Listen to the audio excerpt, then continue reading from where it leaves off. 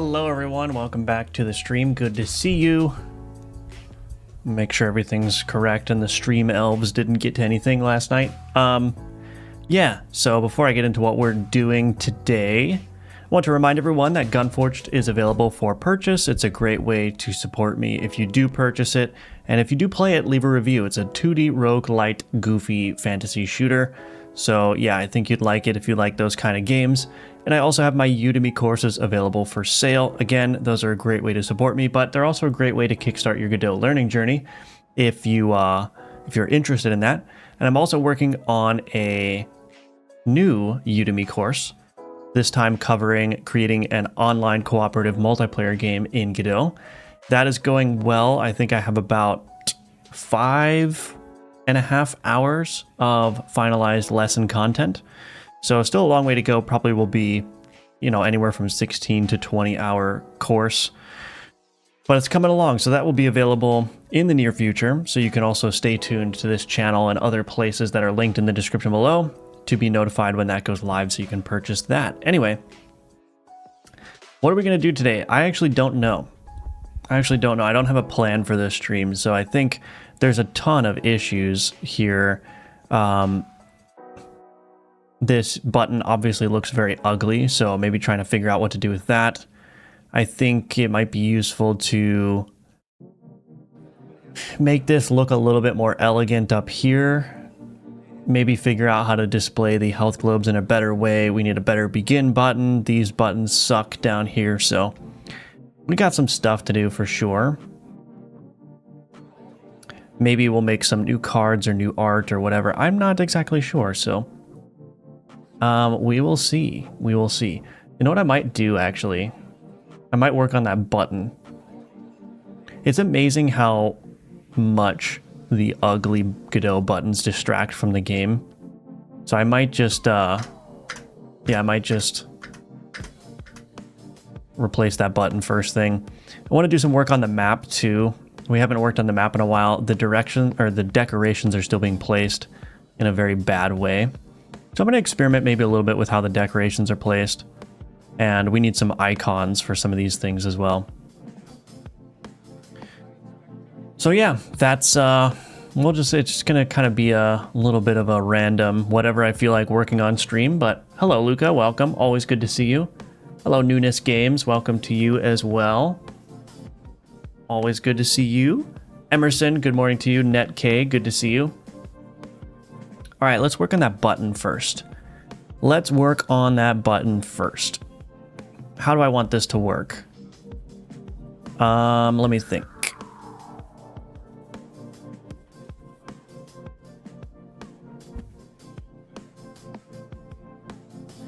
Well, we've got to open up a sprite, that's for sure.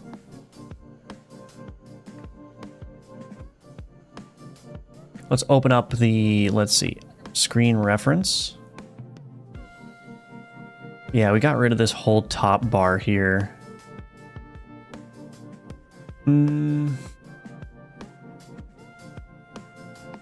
Okay, I'm just going to save this. UI, drawer. Let's do inventory button. Okay. Let's get rid of this.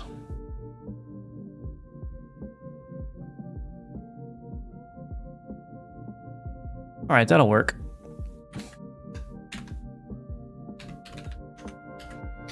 All right, let's see what I can work up here. Let's see what I can work up.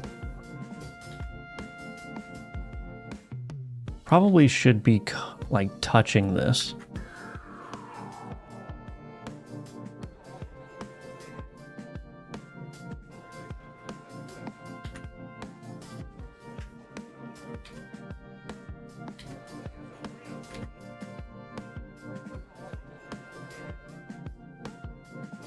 Yeah, I like the sharper corners there. So I think what I want to do is... this button can kind of be like the pilot button for the rest of the button styles. So I like that. Now the question is, what I want to do in here is I want to make this look like a bag. So let me see. I might make this bigger actually. Just a little bit.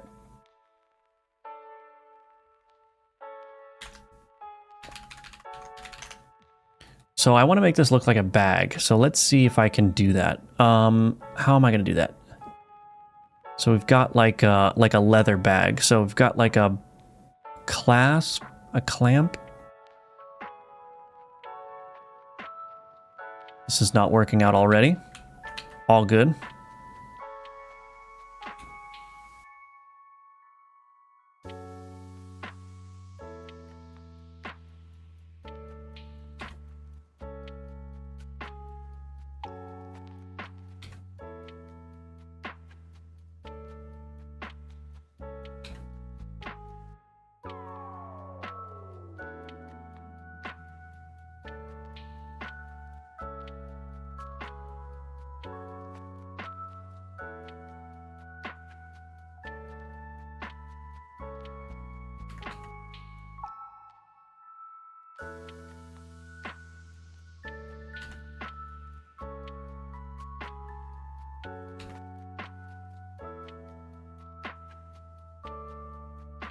Okay.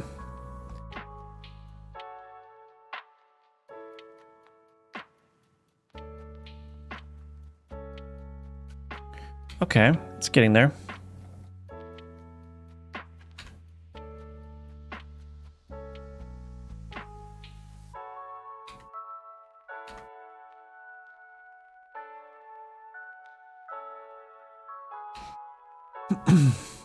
Yeah, that looks better.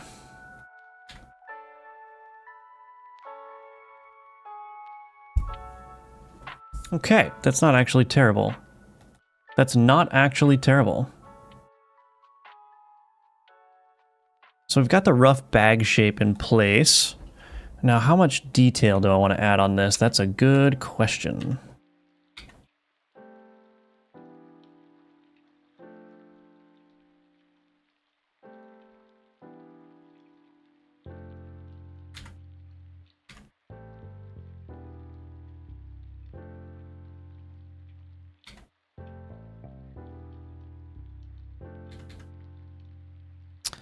No, I don't want to do that. Let's see.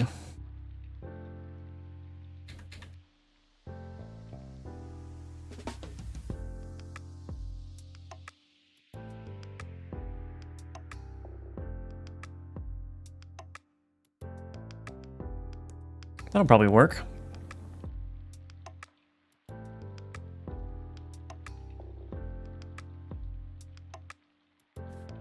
Now, do I want to do black in here instead of...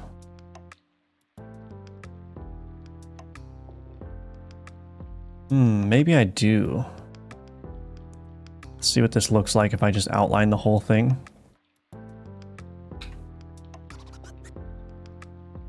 Oh yeah, that looks pretty good actually.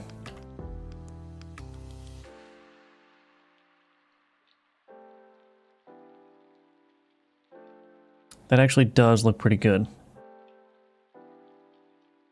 So now the tricky part is going to be adding in the shading with the limited colors I've got going on here. Good morning, Solo Leveling. What are we doing today? We're just working on a bunch of random, probably art stuff, UI stuff, making the game look better. Hello, Pinsalax. Welcome.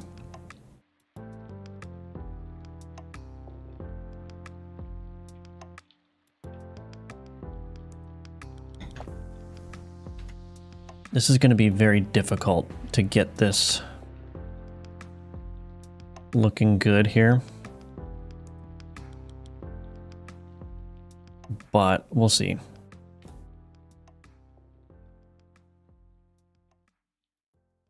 That looks all right.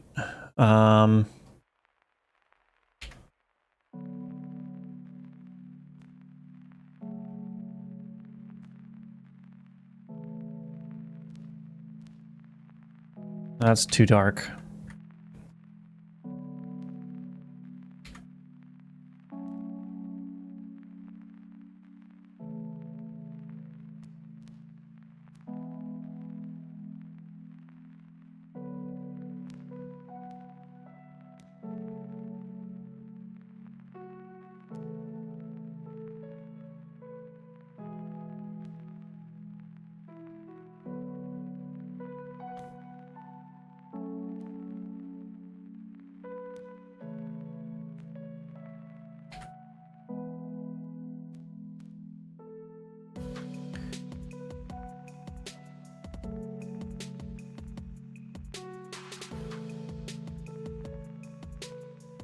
I mean, that doesn't look terrible.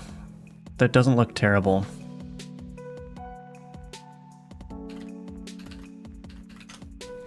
I do want to change the color of the button, though. Actually, maybe let's do this. Button.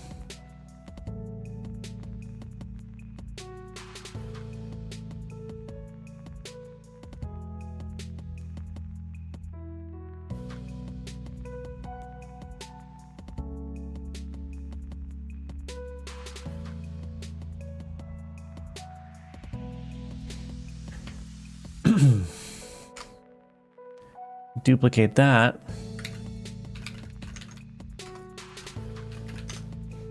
And let's just change these button colors.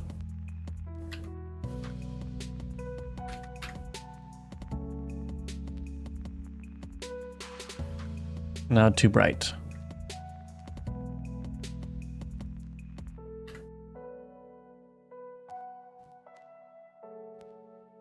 I mean, might also be able to change them to this color. No. Unless...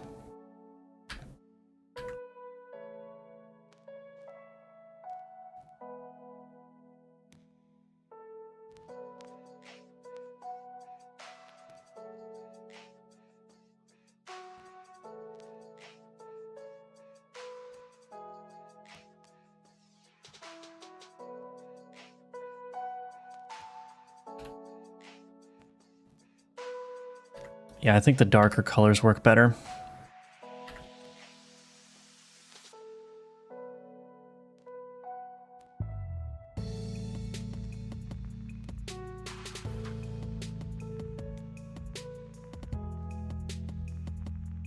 What happens if I do break this up so it's not exactly touching?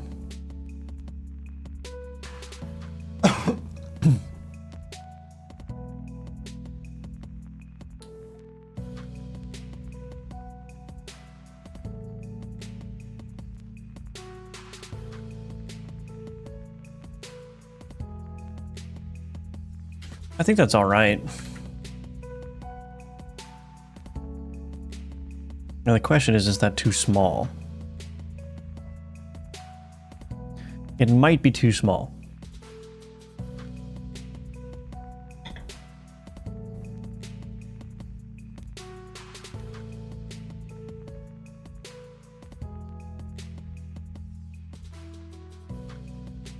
Well,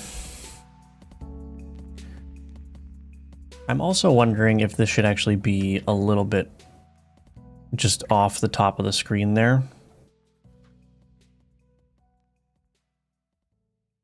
Well, it doesn't matter. Let's try it. Let's try it. I'm going to also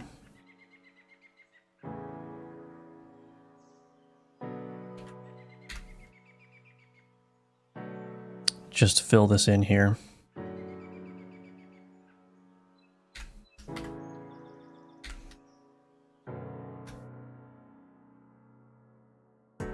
Okay.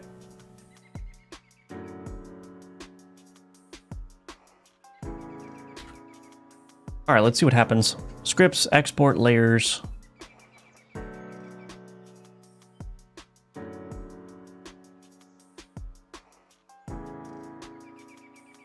I don't know why this got so slow. How do you handle the rotation of pixel sprites? It looks really ugly when I try it, especially fonts. Yeah, you can't. You basically can't.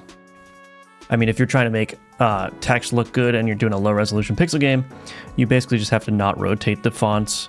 You can do the rotation if the numbers or if the text is part of an effect that's like a number, like a hit damage number or something. But yeah, if you're trying to make the text readable, you can't. If you're doing a low resolution pixel game, you just can't rotate things. For gameplay purposes, you can rotate things just fine, and it looks pretty nice actually. But if you need something to be readable, you just kind of have to avoid doing that, at least in my experience. Okay. Drawer. Let's get this button squared away. Wonder if I should introduce a theme. Should I introduce a theme here? I probably should. Resources. Oh, I already have a theme. Okay. So let's do a custom type. Let's do a tab button, I guess. Add type. Base type is button. All right, disabled. We'll just override that. New style box empty.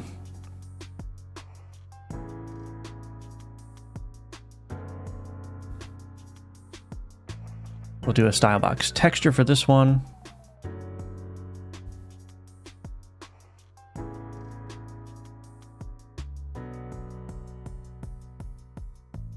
Style box texture for that one. Pressed.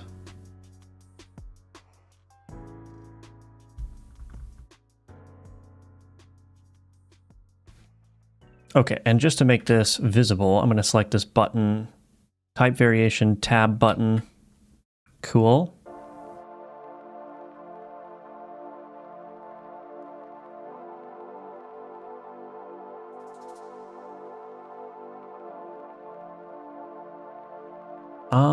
Should I have made this a texture button? Well, we'll see how this looks. We will see how this looks.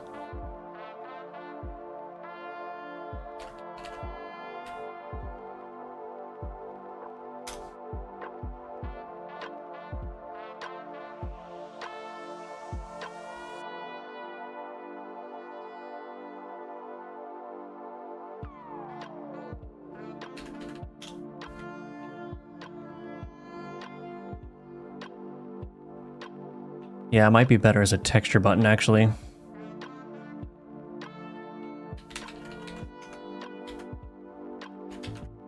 Texture button, come on.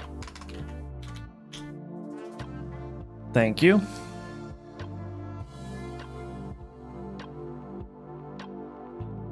All right, let's see. Textures, normal.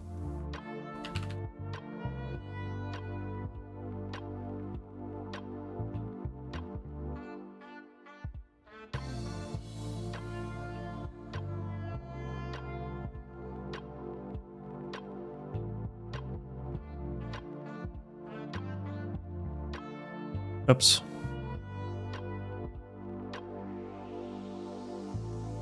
Okay.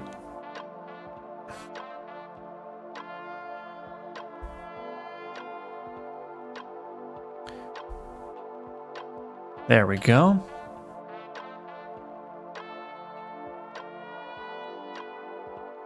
Added texture rect as a child. And then in here, what I can do is I can add that icon.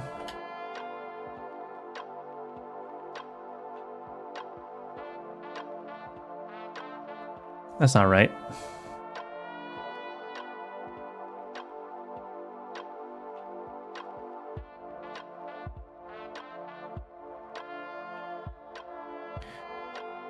Well, this is a little bit janky, but that's all right. Hello, Yeet. Welcome. Good to see you. I keep forgetting to untoggle the message. The message is staying up on the screen. Oh well. How's everyone doing on this Saturday morning?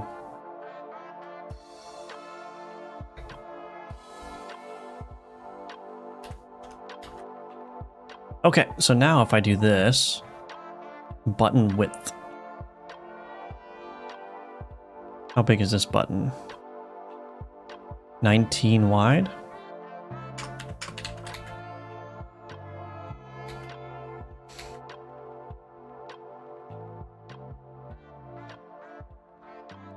All right, let's see how that looks.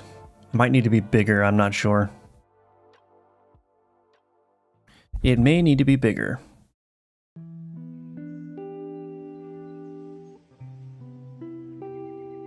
And clicking it does nothing. Oh.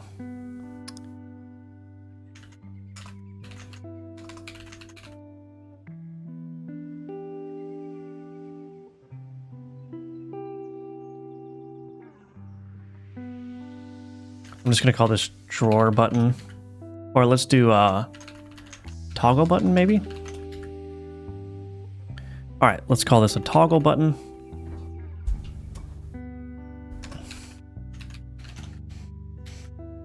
Let's see how that looks. Goodness gracious. Kind of blends in with the rest of the panel. Well, I don't really know how to avoid that.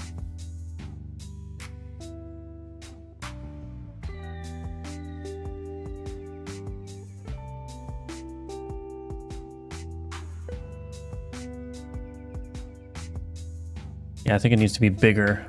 Also, the hovering is no longer working.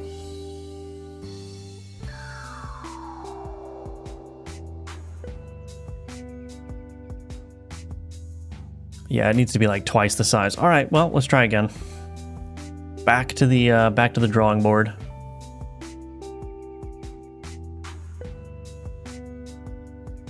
I think I like the design. I'm just going to have to make it a lot bigger.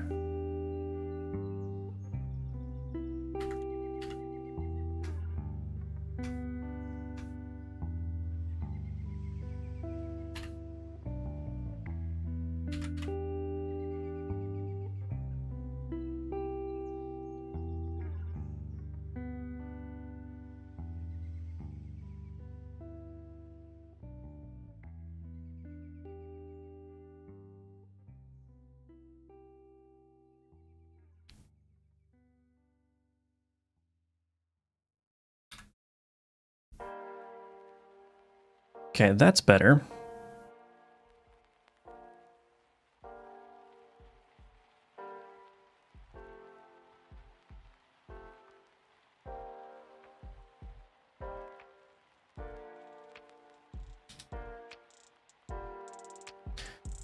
Okay, now I got to redraw the icon, which is fine.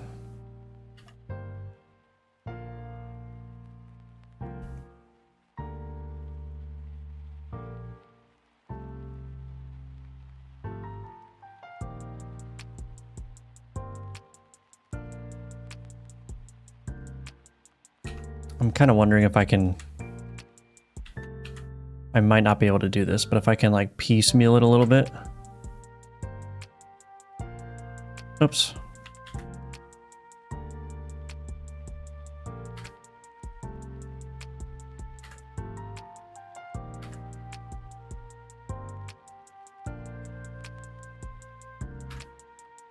All right, we'll see.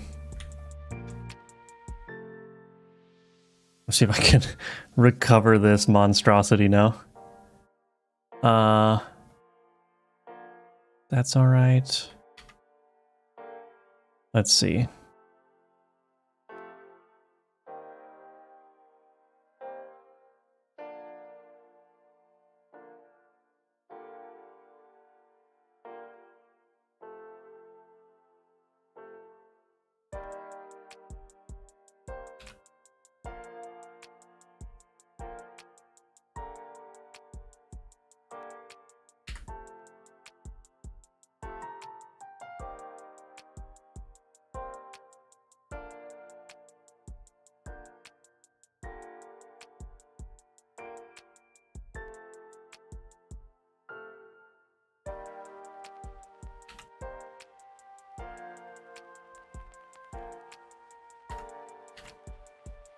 Okay.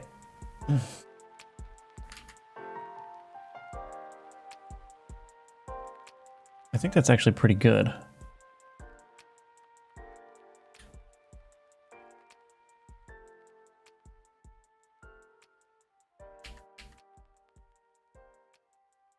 I think that's actually pretty good. Yeah, that'll be fine.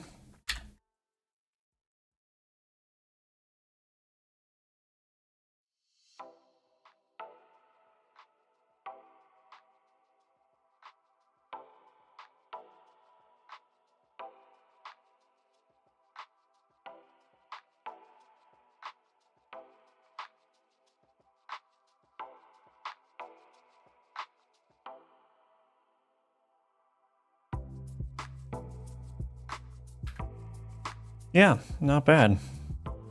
That turned out better than I thought it was going to. Let's always a plus.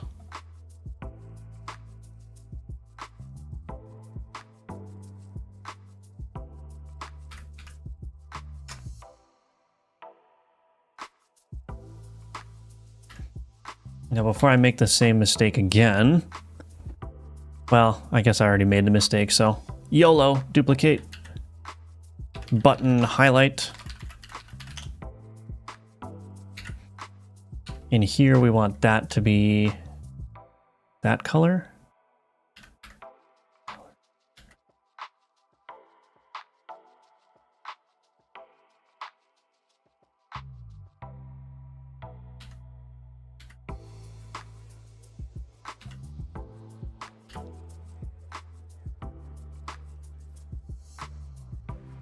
All right.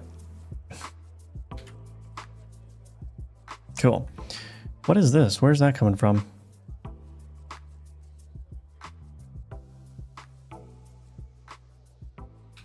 I see. Okay. I need to remove that. Cool. All right. We're good. We're good. Let's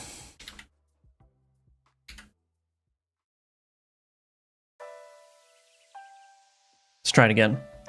It's game dev time, trying to draw some things. Yeah, nice. We're doing a drawing stream, I guess. It's the same palette as the rest of the UI, maybe brightening it up a little bit would help. Well, I mean, I don't have that many options to brighten it up. I could make it like these lighter, cooler colors, but then it won't look like part of the UI. I don't think. Hello, Jake. Finished the whole game yet? I wish. No, I haven't. I picked the BLK NX64 palette, and I'm going to try to stick with it. That's a good idea. Yes, definitely sticking with a palette is great. I like doing that a lot. It definitely, it forces you to be a little bit more creative. Hello, Mycoon Dev, welcome. Hello, Harsh Valaki. Learned Godot from your Vampire Survivors course. Do you plan on making another course anytime soon? Funny you should mention that, because yes, I'm like 40% of the way through the new course that I'm making right now. It's an online cooperative multiplayer course. So you're going to learn how to do some Godot high-level networking. I meant the button highlight. You already did it. Oh, I got you. Okay. Got you, Yeet. Thank you. Am just on time. You're 30 minutes late. I'm just kidding. Welcome, Happy Creeper. Good to see you. Good to see everyone, as always. That's much better. Look at that. That is much better. So the health globe is going to be in the way a little bit, but this should look a lot nicer to use. Yeah, that's much, much, much, much, much better. I do need to get this new button width. It's 27.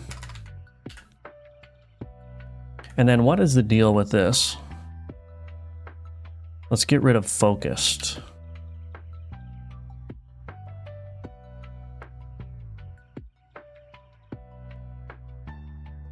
Oh, it looks like I'm missing some outline there. I'm missing some outline. How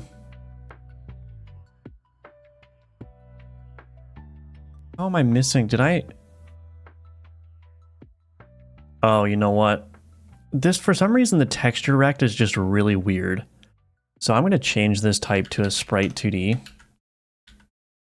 And I'm just going to put that in there instead. Just manually put it in there. The texture rect is really weird sometimes. It like cuts off the texture. So that looks much nicer. Now, one thing that I don't like is I don't like how uniform this highlight is here. I wonder if I can... Let me see. Would the button be more interesting if I just added some texture to it?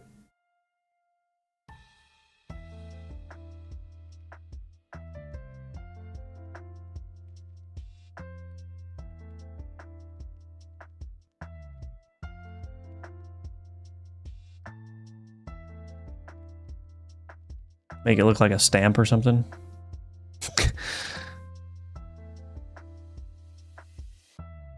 And then if I do the button highlight,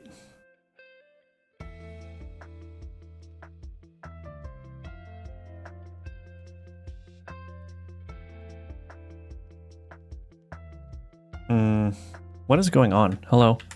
Copy. Paste.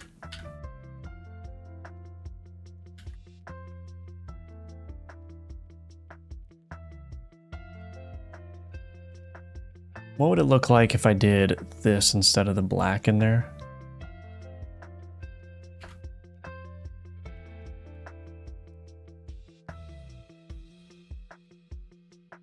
I'm not sure I like this, but we will see. We will see.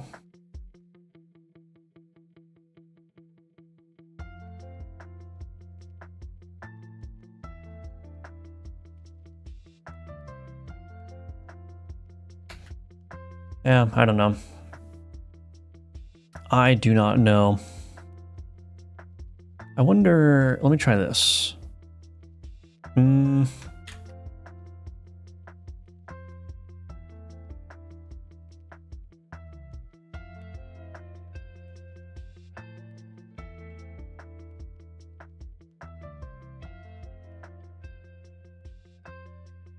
That's an interesting idea.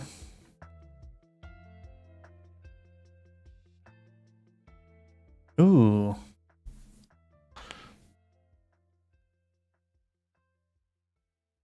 I kind of like that. Add a little bit of a silhouette behind it. I might keep that actually. Do we like the silhouette? Do we like the little circular?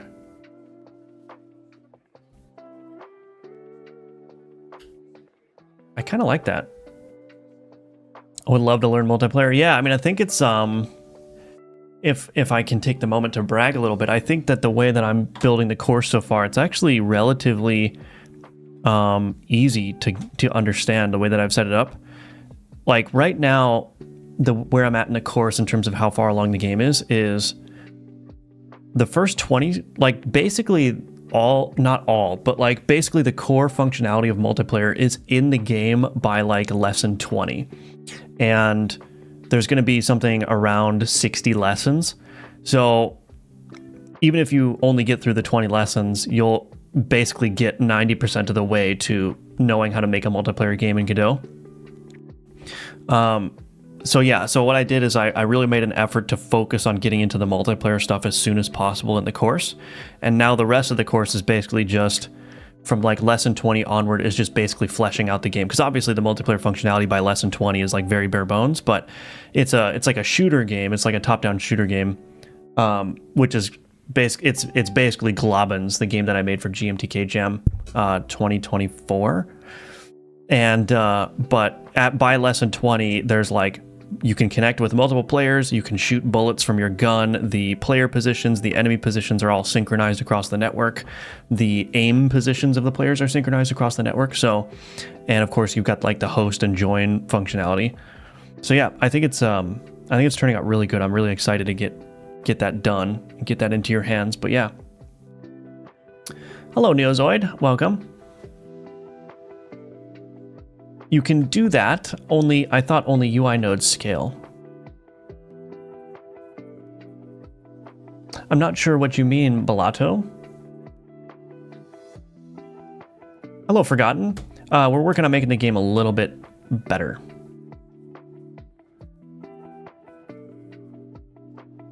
That looks busy. Are you referring to the little dithering patterns here? I might just remove those now that I've got this background here.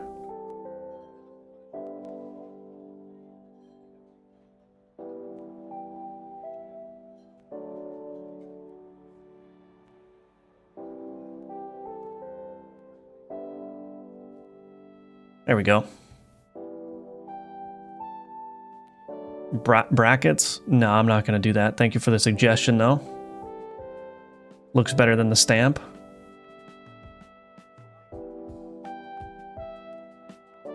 Silhouette looks good. Hello, Kennyaz. Welcome, welcome. Use the sprite node for UI. Oh, yeah. I mean, UI nodes are canvas items, just like the sprite nodes are.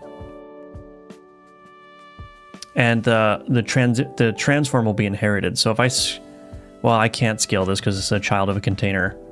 But if I were somehow able to scale this or rotate this, the sprite would inherit the transform from its parent. So Yeah, you can definitely mix and match control nodes and node 2Ds without any issue.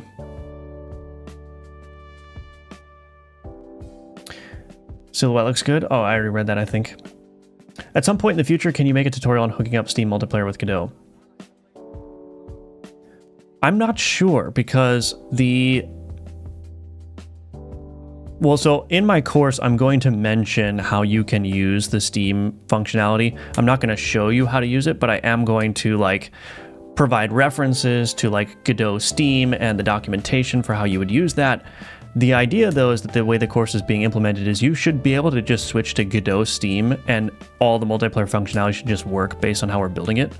But the problem is for Steam partners, you have to sign a non-disclosure agreement, which I don't know the exact details of, but basically prevents you from showing anything inside of the Steam backend, basically. And so if I were to make a Steam multiplayer tutorial, I don't know how much I would be able to show. You know what I mean? Bought a new voltmeter and doesn't seem to turn on. Truly a horrible day to be electrical computer engineering major. That's awesome. I mean, it's funny, not awesome, but it's kind of funny. This looks better. Okay, good. Glad you like it.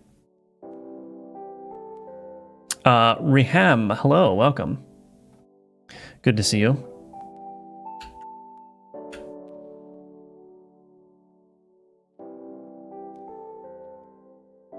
It's cool to learn multiplayer nonetheless. Yeah, I mean, like I said, the course will show you all the Godot details of making a game, and the nice thing, like I said, about Godot Steam is that it basically just it's a drop-in replacement for the Godot multiplayer, where the Godot Steam extension or standalone build just replaces or adds an implementation of the multiplayer classes like eNet multiplayer peer that connects to Steam instead of doing whatever the default Godot connection is. So it basically, with a little bit more setup, is basically just a drop-in replacement. Yeah, you can't show console. There's a reason there's no console development tutorials on YouTube, because you have to sign NDAs for the development kits and all that stuff. It's nice to see some art. I can actually have an opinion as opposed to the shader stuff where I had no idea what was happening. Yeah, that for sure. That's the beauty of this stream, I guess, is we do all kinds of stuff. We got people who are experts in computer algorithms that were helping me with like the map stuff that I was doing. Then we've got people who are expert artists who can help me with the art that I'm doing. We do a little bit of everything here, which I really like. Export layers. That's why I like game dev, honestly, is because you have to get proficient at all these different skills. It's very, very challenging. It's kind of a little bit melodramatic to say like, oh, game dev is the hardest thing that I've ever done. But in terms of like a set of skills that I'm working on developing, game development is definitely the hardest thing that I've ever done. Is it the hardest thing I've ever done in my life? No, but from a professional skills standpoint, yes, for sure.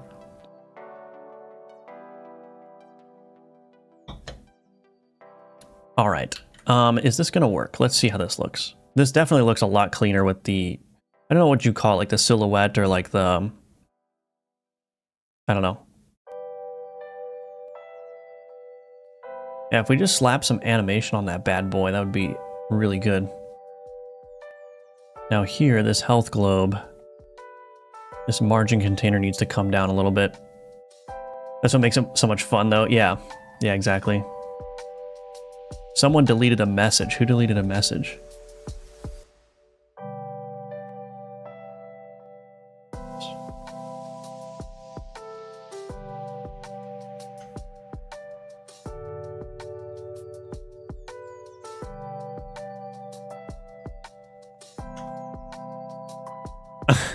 $69,420, nice. Very nice, Tupa. I think that's what makes it amazing. So many fields have to work together to create something. Yeah, and it's not just the technical aspects. It's not just doing the art and the code and all that stuff, but it's also the marketing, right? That's an entirely separate skill that you have to develop too if you want to get eyeballs on your game. So it touches like so many different domains. It's kind of nuts, actually.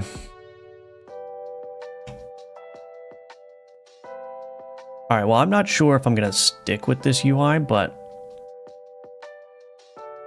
why does that look? Oh, I see.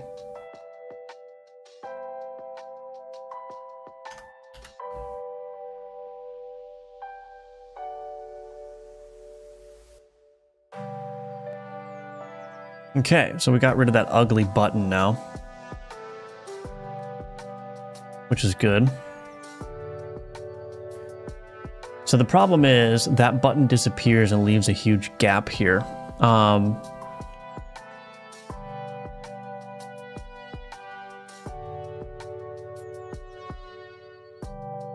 lot of people were saying they don't like the position of the health globe anyway because it's kind of like out of the way. I don't know. I was playing around with a different style of health bar, like this one here. I don't know if I want to do that though. I kind of like the health globe.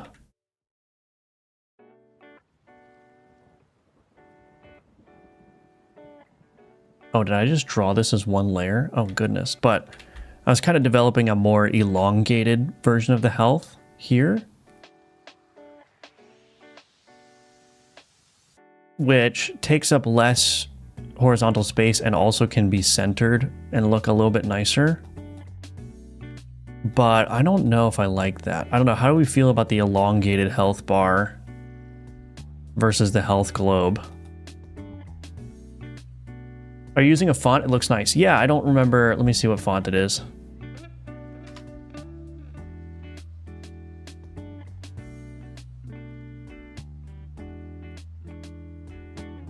Grandeur 8H, I think is what I'm using. Am I using 8P at all? That's a little bit confusing. I might just delete this actually.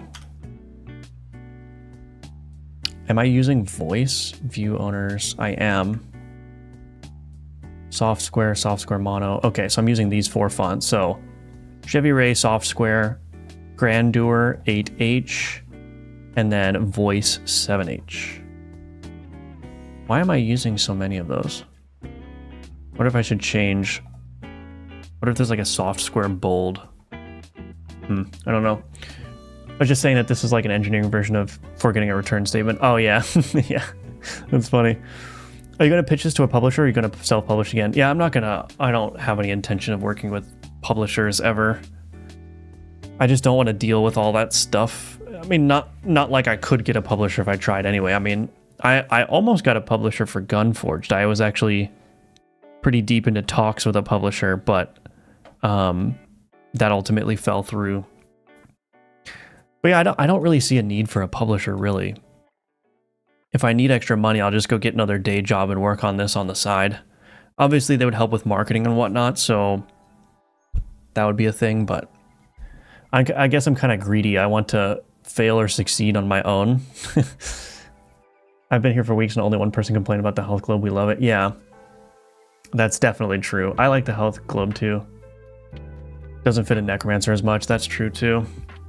Released 2 games with a couple of friends. Haven't sold basically anything. Marketing's important. Yeah, right. Diablo 2 health globe with bones is the way. Okay, so we just need to find a better way of showing the health globe then, because I don't think this background here is good. The globe is cool and different. Okay, so we got pretty much unanimity on the health globe here, so we'll keep that. Then it looks awkward with a button. Yeah, that's the problem that I'm struggling with. Pipe ends look out of style for the rest of the game. Longer bar could be cool. Wow, I'm having a difficult time today, everybody. The words do not want to come out. I think the longer bar could be cool if you incorporated some more pipes or something into the UI in general. Yeah, and that's what I was thinking of doing. I mean, this game is supposed to be necromancy, alchemy, and medieval science, like, all together. And so I don't think pipes are necessarily out of place.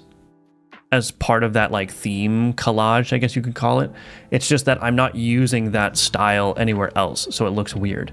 But if I were to include more piping in things, I could see that fitting in. But people like the health globe, so we'll keep the health globe.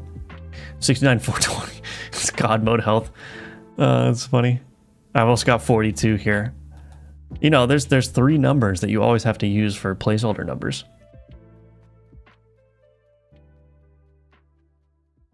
Yeah, you might as well quit while you're ahead, Kenny Ass. I will revisit the graves. You're wearing me down. I think, well, I do want to revisit the graves because I've actually sort of settled on a style, which is that I think the graves, instead of using the blues and whatnot, just you need to use these colors that I'm using for everything else. Like the shop. Like it just needs to use this palette instead of the blues and whatnot. I basically think that's all that needs to happen with the graves. How about make the button become a tombstone that pops in from the side for stylistic consistency?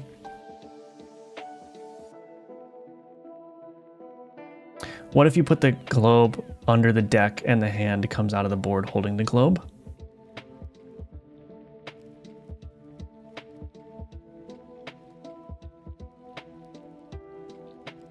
Under the deck.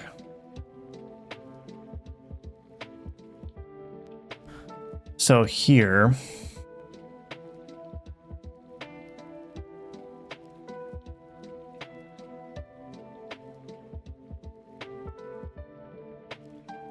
let's go into a combat encounter here, because the enemy has a health globe too.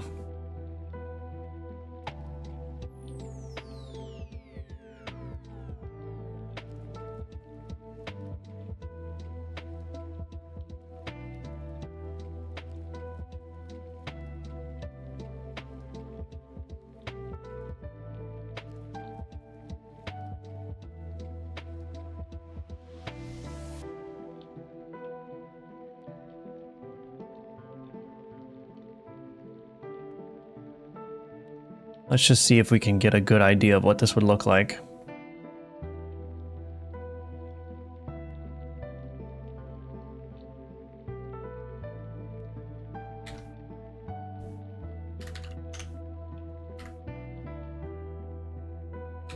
Goodness gracious.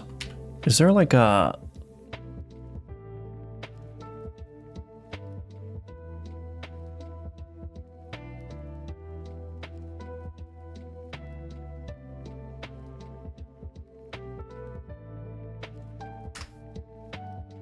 Just gonna very roughly delete some of this stuff here, just so I can see it. Okay.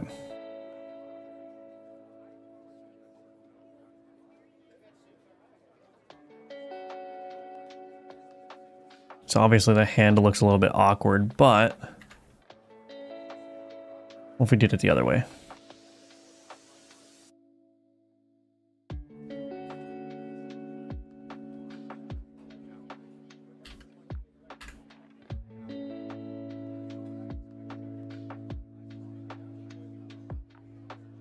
See, the thing is, I just don't think it looks that good when it's right next to the board either.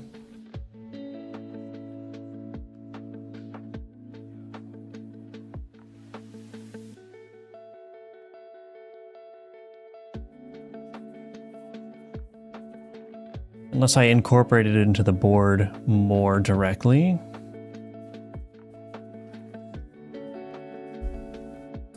1337 is a worthy placeholder. That's true. That's true. Truly a great idea about the graves. Could you pitch the game to me in 1 to 2 sentences? I believe it's an auto battler, but that's all I know. Okay, 1 to 2 sentences. This game is a collectible card auto battler where you can create your own powerful cards. So wait, it's a collectible card game grid inventory management auto battler where you can make your own cards through the alchemy system.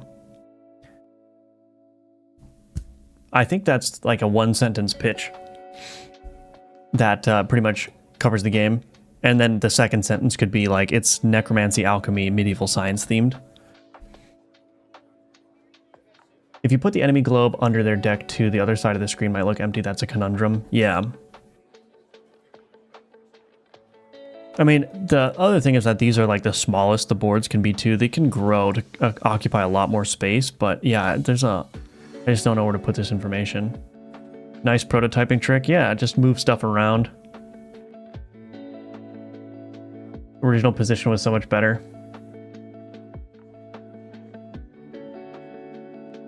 Original vision is so much better. What about the bottom left instead of the top left? Bottom left instead of the top left. I mean, that would look kind of awkward too, wouldn't it? There would be a bunch of empty space up here.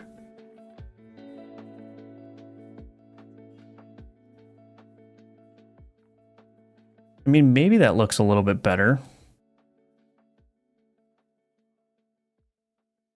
That would be much easier to prototype as well. Because basically all I need to do is take this health globe here and make it shrink end, and then I'll just add some padding at the bottom.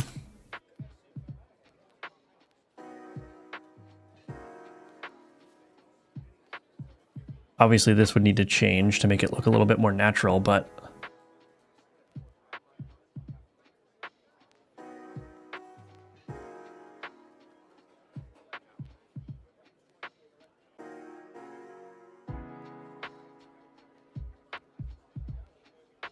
I can move the button around, maybe?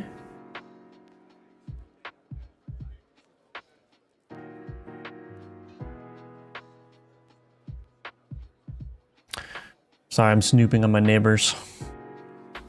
I could move the button around, maybe. Like, is there a reason why the button needs to be at the top left? Could it be somewhere else? Make your own cards? That's crazy, yeah.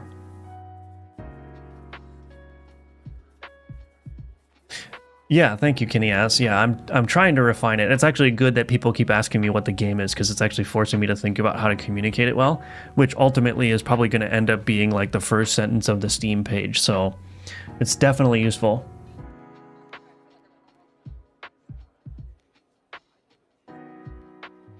Does it need to be in the main space? What about a panel to the left? In the panel to the left. Oh. I don't think there's enough room.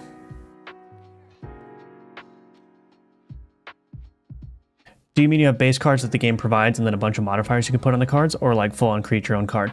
Yeah, so I mean, it's kind of that. Harsh. It's kind of that, but there's an alchemy system in the game which allows you to mix any multiples of cards together, and then the output is basically fully randomized. So it chooses the base card type, it randomizes the crit chance and crit damage multiplier based on the inputs, basically, and you can add enchantments to cards which modify how they behave. So you could end up with a skeleton that like heals and paralyzes enemies and deals 20 damage and deals poison and also has like a 20% crit chance, when the base skeleton type just only does raw damage and that's it. So it's not like you get full control over creating your cards, although there is no reason I can't add that. Like, the system that I've made would make it actually relatively easy to just like, oh, choose your base, like choose your card art and then choose the abilities that you want on the card. And like, that could be a really fun thing to do, actually. Have like an event where you just get to create your own card from scratch. Both enemy and player health can be at the bottom. How about a skeleton in the middle with hands reached out with globe in each hand? So like here. What's the art bottom left? That's just like flavor art. It's just like a tree with a little dude hanging from it. I think it's better on the top, personally. I think you should stop wasting time on making the globes position better. We go over this every stream. Well, I might as well stop wasting time on doing everything that makes the game better. And I'll just release it as is. Drop the hand, place the globe some distance above the decks, have a small bar with icons relating to the buffs, debuffs you can currently have in the bar.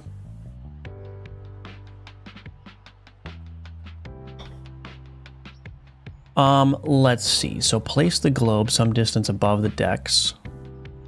Have the small bar with icons relating to the buffs, debuffs you currently have in the bar.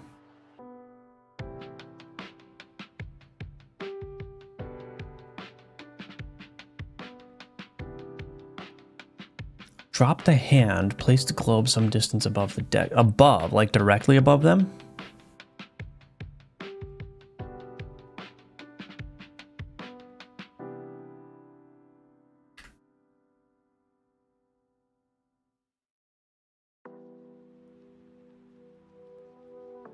Yeah, I'm not sure exactly what you mean by that. Oops. I know it's a different game style. I kind of like how Minecraft places its UI. Seems mainstream advice, but it works on a card game either. Minecraft.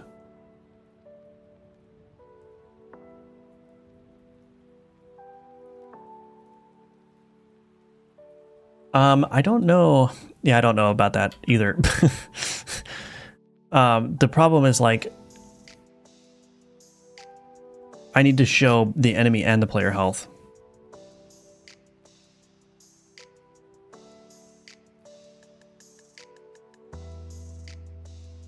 Hand is a must. Yeah, I like the hand too.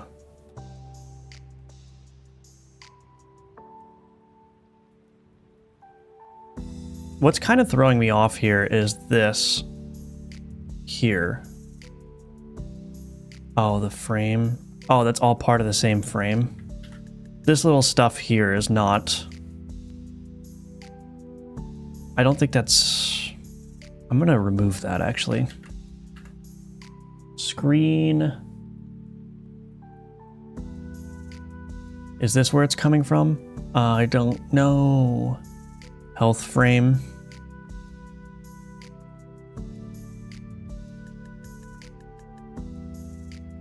Goodness gracious. Okay, I'm gonna remove this because it's kind of throwing me off, and if I'm gonna do a frame, I'll do it as a separate sprite anyway, so let's get rid of this.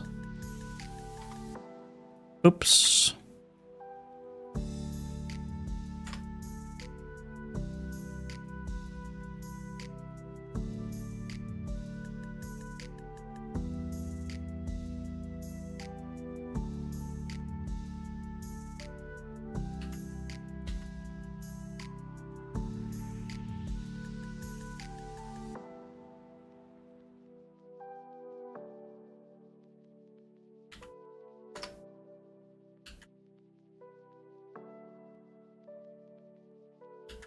All right, let's see if this works.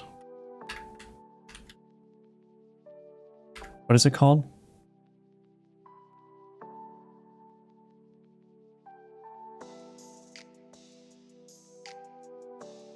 Health frame. Health frame.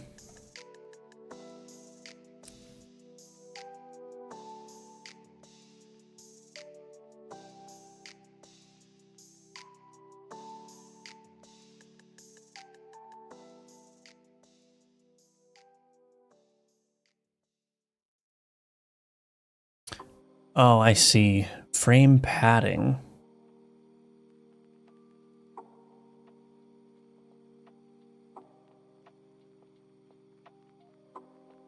Oops, wrong one.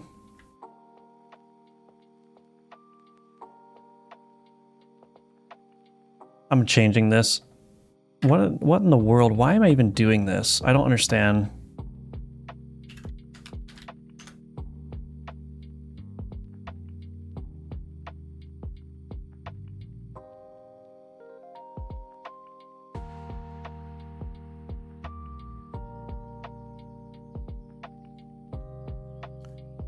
Wait, I messed this up. Why are the numbers out of place now? Goodness gracious.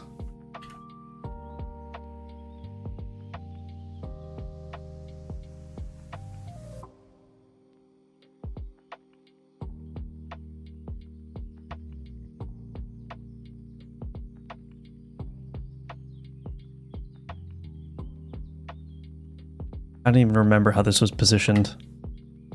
It wasn't that far up, was it? Oh, goodness. Oh, goodness.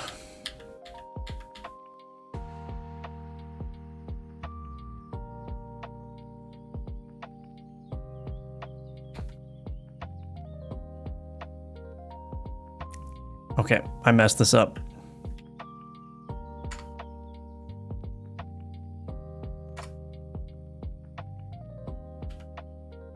I don't know why. Sometimes, like, the redo doesn't work. And that's very annoying.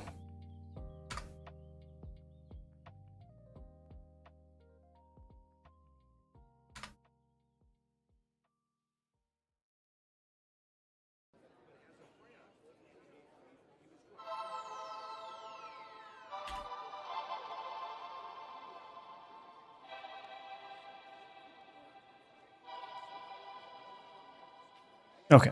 Yeah, it's like that. Okay. Now, why did this health get all messed up here?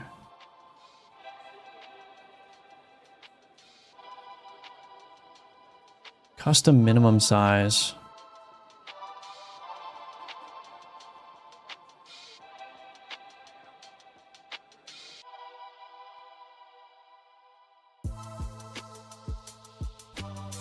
I don't even know what's going on in this health globe, but let me just see what this looks like in game before I go any further on this.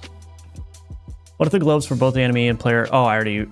What if the globes for both the enemy and player were bottom, but center horizontally to where your enemy grid, your grid respectively is? I don't know if that would look good either. I'm not sure. Replace the health globe with OG Doom Guy style face.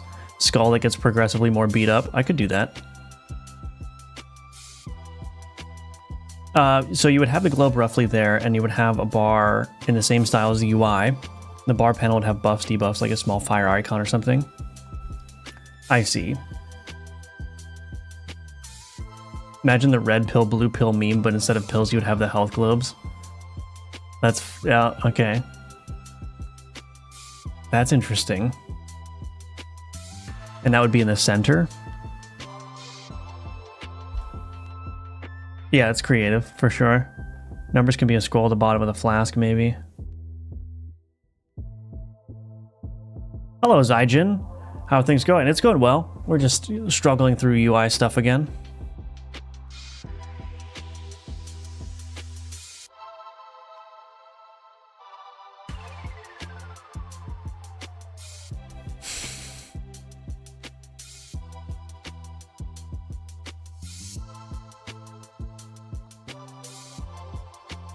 Yeah, I need to find some different way of displaying these because that's not... That just doesn't look right anymore.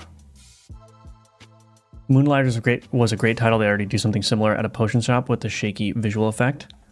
Oh, nice. Yeah, I played Moonlighter a little bit, I think. Trying to figure out some things over here too, yeah. What's the dilemma? Just trying to figure out what to do with these freaking health globes.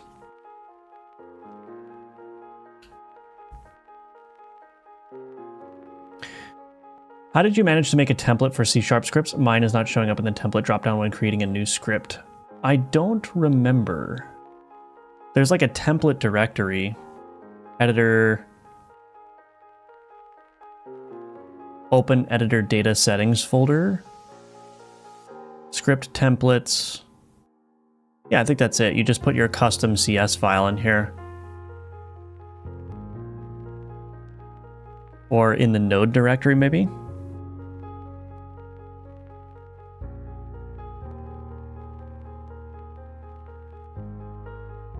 But yeah, if you just do the editor, open editor data settings folder, there's a script templates directory, and then you can go into that, I think.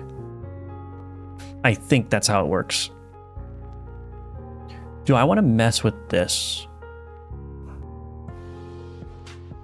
Probably shouldn't mess with this too much until I know what the heck is going on.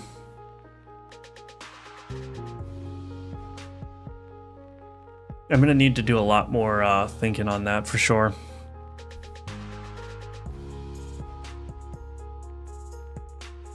Could be more at the bottom, like Path of Exile. Right now, they're too far from what's happening. Yeah, I know that was a problem that a lot of people were mentioning.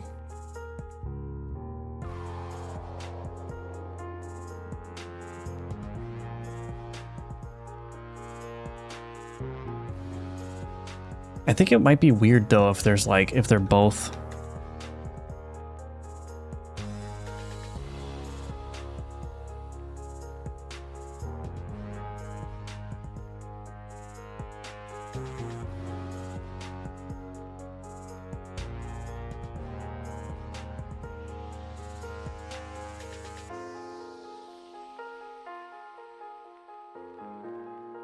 The node directory did the trick. Nice.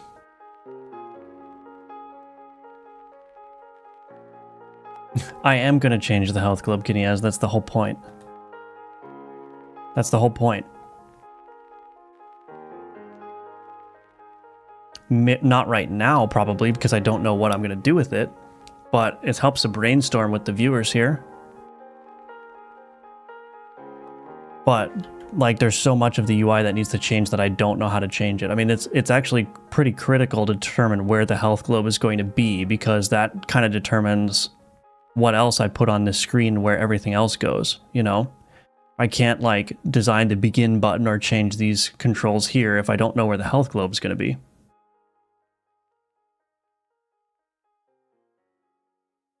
Also, something looks weird here. Did I mess this up?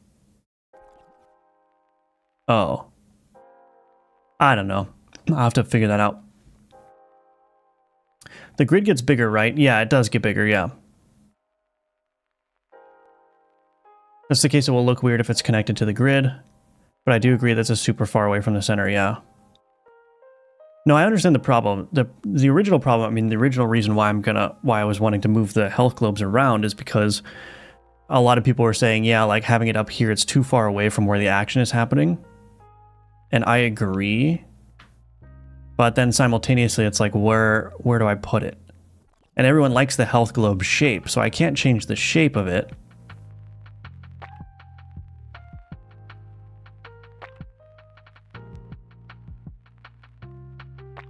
Put the hands under the globe to make it look like they are lifting them. Yeah, that's something we can do.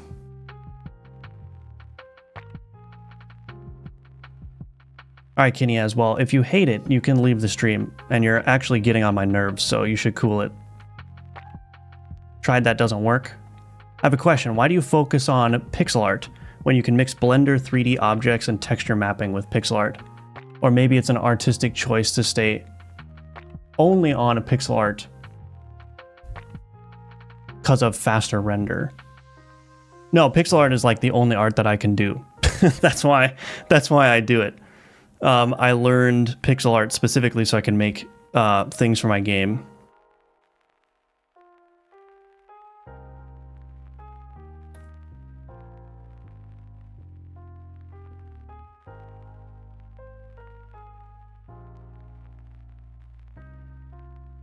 I like the idea of two globes held by two hands at the bottom of either side of your game speed icons. Yeah, that's a good idea. Good morning, Lukey. Positioning is bottom of the screen, but center horizontally to where the grid is centered horizontally. Okay, I got it. So I'm going to need to play around with that for sure.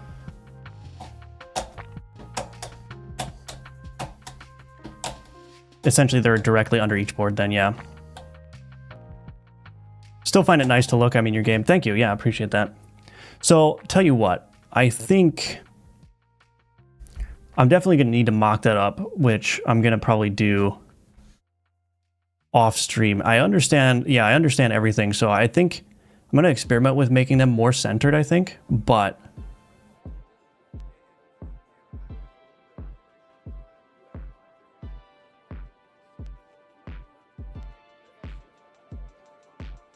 yeah, I'm gonna have to play around with that for sure.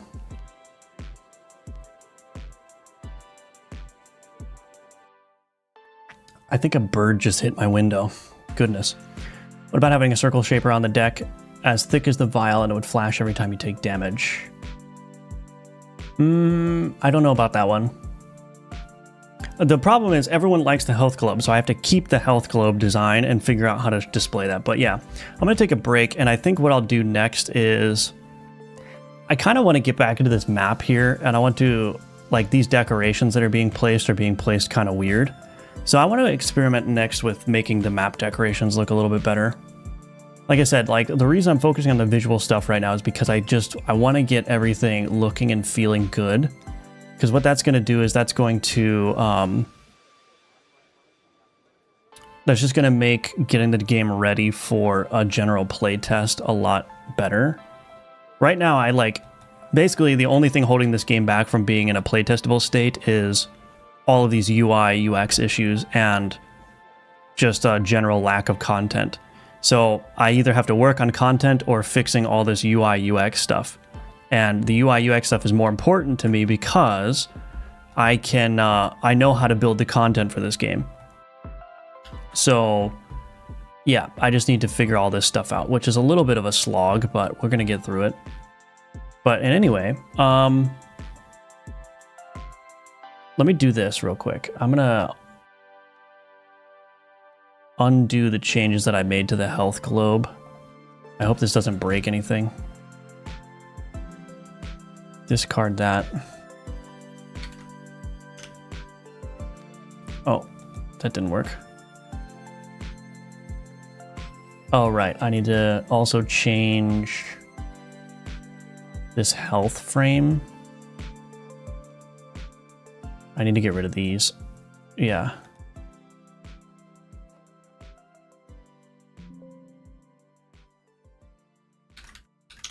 Okay, so it's back to the way it was now.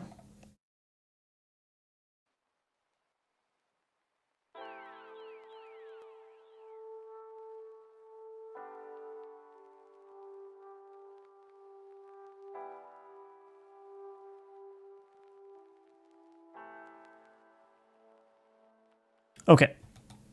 So we at least accomplished one thing, which is... Oh, wait, I want to get rid of this too.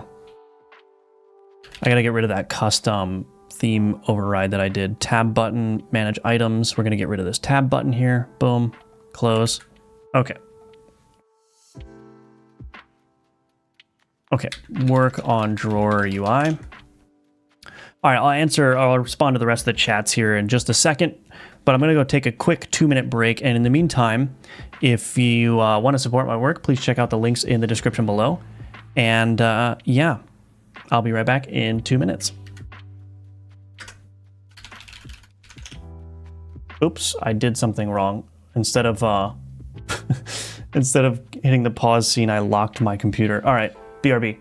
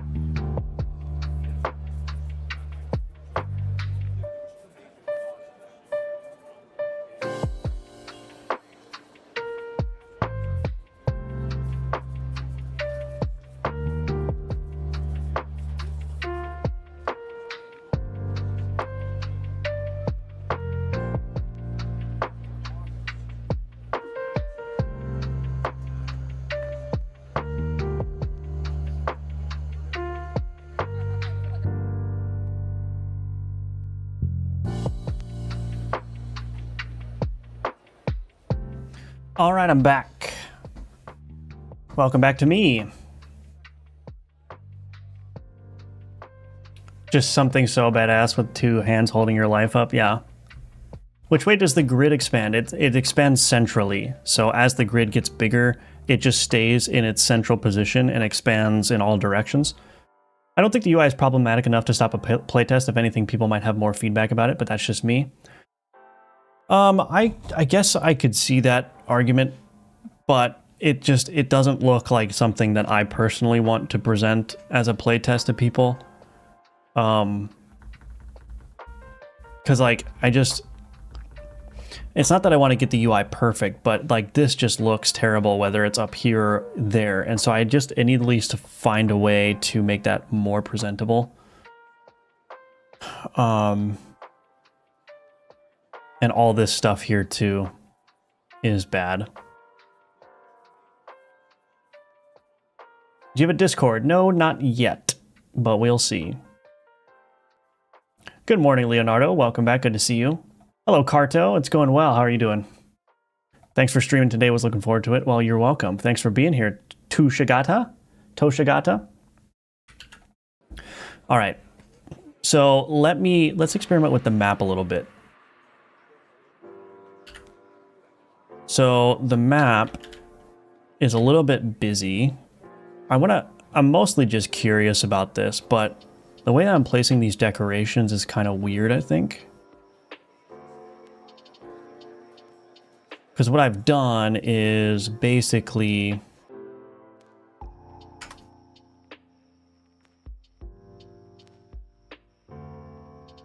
got the scenes, let's see. Scenes, UI, map, decoration. So I've made these little decoration scenes here, which are standalone scenes. And then in the map generator,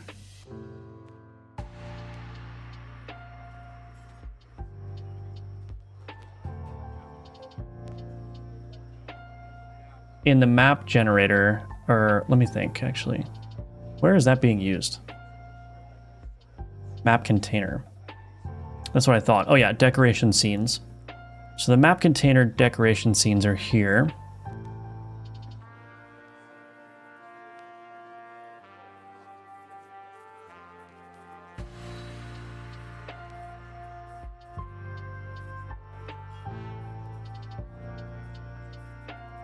I kind of want to really make the map look good too. I think what I might do, this is mostly just for fun because I've been dying to try it.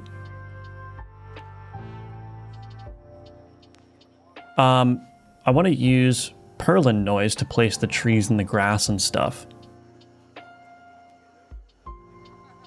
So the idea is that maybe I could get more natural looking forests along the map roads and stuff by using some Perlin noise.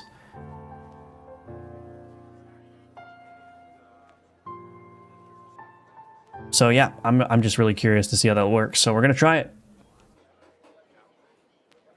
I'm the dude who asked you about card moving on Reddit. Nice. We got the little Reddit community here. Welcome, everybody. Hello, Ahmed. Could you show briefly how you did that liquid animation for the character's health? Yeah, sure. I think that will help people. It's relatively simple. So all this is here. So this is a texture progress bar, which is just a plain texture. So texture progress bar is pretty straightforward to use, and you just got this health texture here. But then the swirls here, these are just this kind of texture. So I don't know if you can see that texture very well. This is what the texture looks like. Oh, yeah. This is what the texture looks like here. And that sits on top of the where the progress bar ends. And this has a shader attached to it, which essentially is just a scroll shader. So it just scrolls the UV of the texture. And then there's another flow foreground here, which is just rotating in the opposite direction, right? So you've got the background flow going from right to left. And then as it swirls around, it would go from left to right because of the way that liquid would be if it swirled in a real container, right? So that's basically all that's happening. And then I just move this whole swirls node here I move this in accordance with how full the progress bar is. And then there's a mask here, which is just a texture like this, that basically is applied to the children that just cuts off the flow so it doesn't exceed the bounds of the health globe. And that's it. Oh, and for the mask, you need to set clip children to clip only here. And that's it. It's a very, very simple effect, actually. It's not terribly complex to do. It took me a while to figure out the shader for some reason, but we got it working. Oh, the shader does have a little bit of... it does have a little bit of wave on it too, where it's changing how the UV, or how the... Yeah, it's changing which UV is sampled based on like an animated sine wave as well. So it adds a little bit of waviness to the texture too. So it's a scroll texture plus like a sine wave. So yeah, that's it. He has a cool Udemy course of Godot, a 2D platforming tutorial. Built for Godot 3, but retrofitting it to Godot 4 helped me understand what I was doing a little bit more. Yeah, that was the first course I did. It's not as good in terms of quality as my newer courses, but do you use Godot add-ons for this project? Not many. My add-ons that I'm using are all add-ons that I wrote, and they don't really offer much. They're just basically editor tools. I'm so lazy, I just animated an A-sprite and hoped the overhead wouldn't crash my game. Oh, there wouldn't be any overhead. Yeah, you could definitely do a frame-by-frame animation for this if you wanted to, and that would be fine. What's funny is that the reason I did it like this is because I'm too lazy to do a frame-by-frame animation, so it's kind of funny. What happens when your health is really low? Because it wouldn't swirl the same way when there's less liquid. Yeah, I think it just gets clipped down here. It still plays the animation. It doesn't do anything special, though. Do you show something about that in your course? No, I don't. Just got to work on my pixel art. I'm rusty. Yeah. All right, let's see if we can do something interesting here. So I'm going to do this. I'm going to create a new export variable for fast noise light.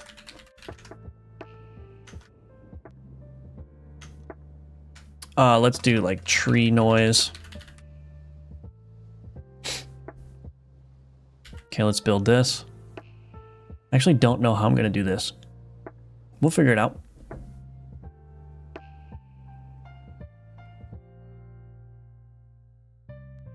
Maybe I'll make that, so I'm using the poisson disc sampling or whatever it's called, poison disc sampling.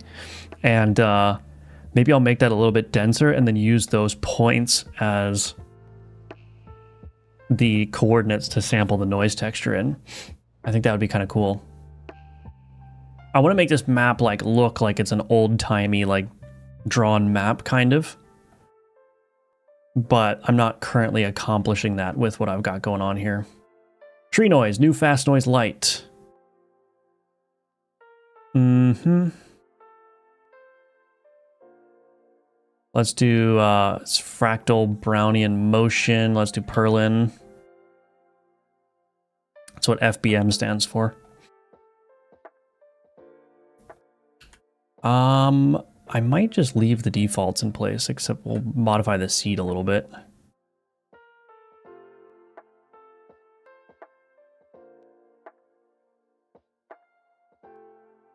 Might do a little bit fewer octaves as well. Lacunarity.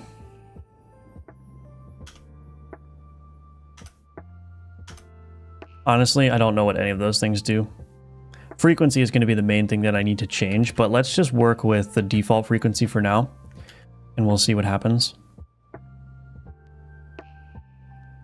So let's do this. Let's just define a tree. Let's do a private const float tree cutoff. Let's just do 0.5. Okay, when we do place decorations here,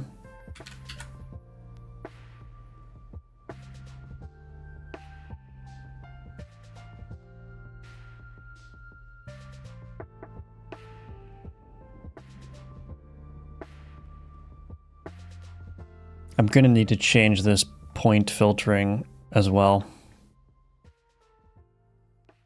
Anyway, var sample is equal to tree noise dot get noise 2D. Is there a get to noise 2dv? Yes. Point.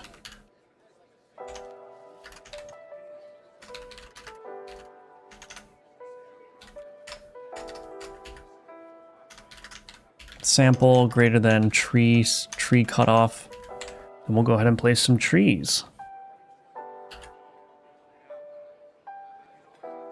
I'm gonna create a new export variable for this actually. Do I want to do that? Let me think.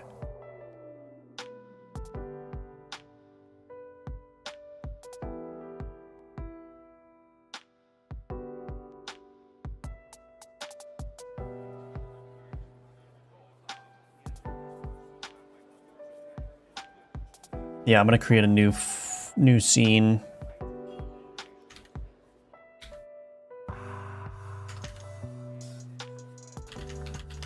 Tree standalone 1, change type, sprite 2D.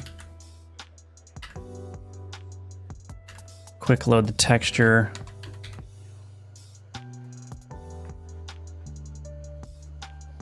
And then we'll take this offset. Okay, let's just see what this looks like.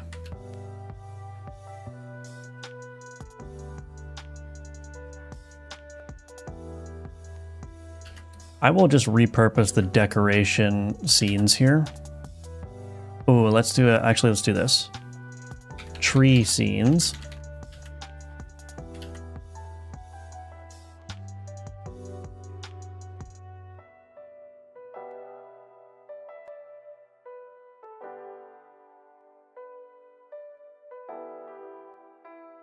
Okay.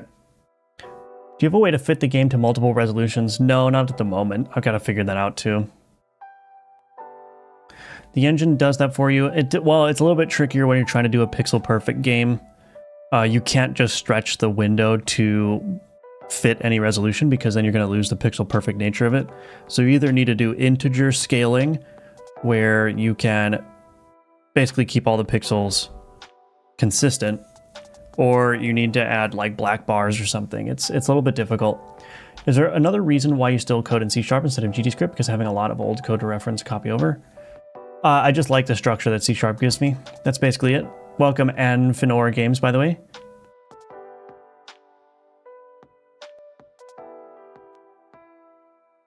Yeah, that's true, Harsh, yeah.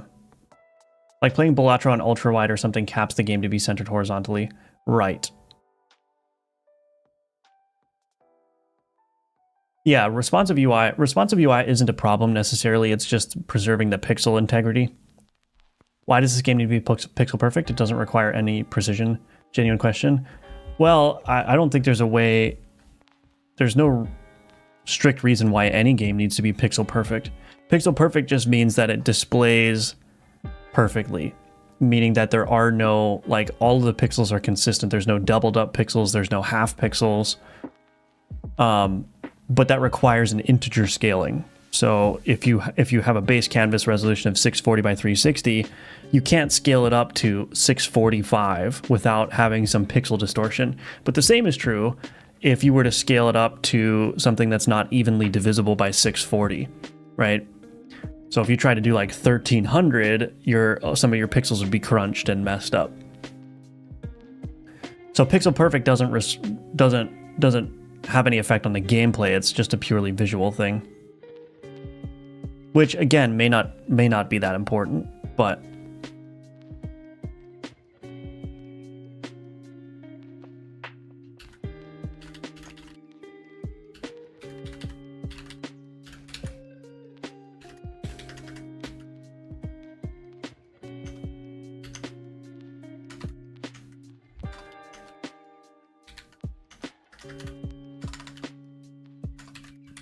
all right, let's see if this looks any good.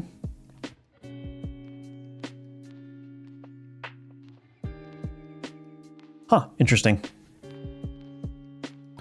I think we need the frequency to be higher.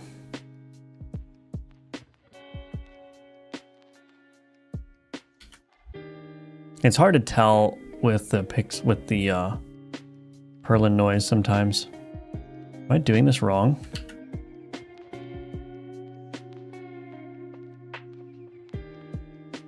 Do I need to do less frequency?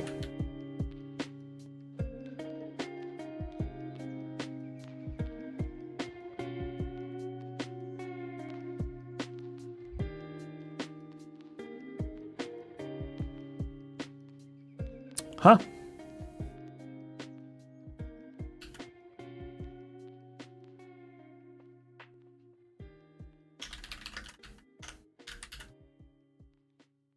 I'm just going to try not filtering any of the points here. I think my points are not dense enough. That might be a problem too.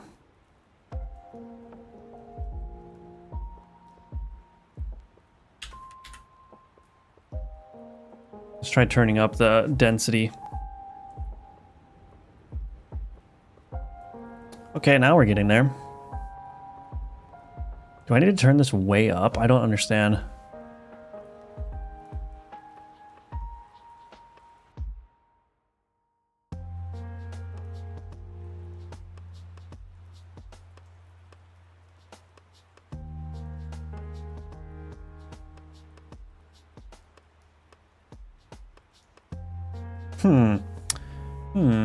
This is tricky.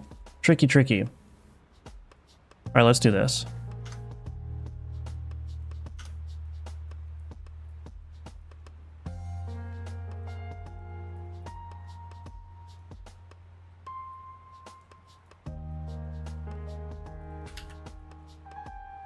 Make the noise texture a little bit less complex.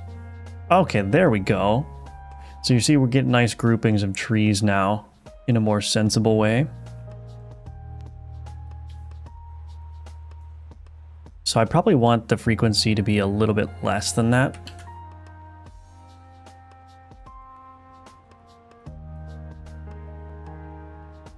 Yeah, there we go.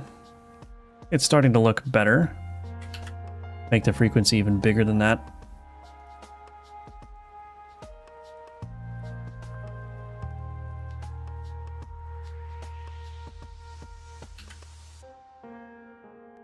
So this is just a matter of playing with this value. So that's too big. So I probably want this to be a lot higher.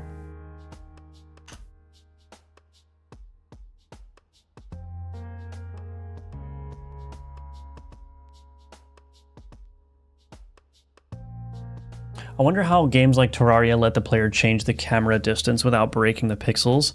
I don't think that Terraria renders the game at a low pixel resolution.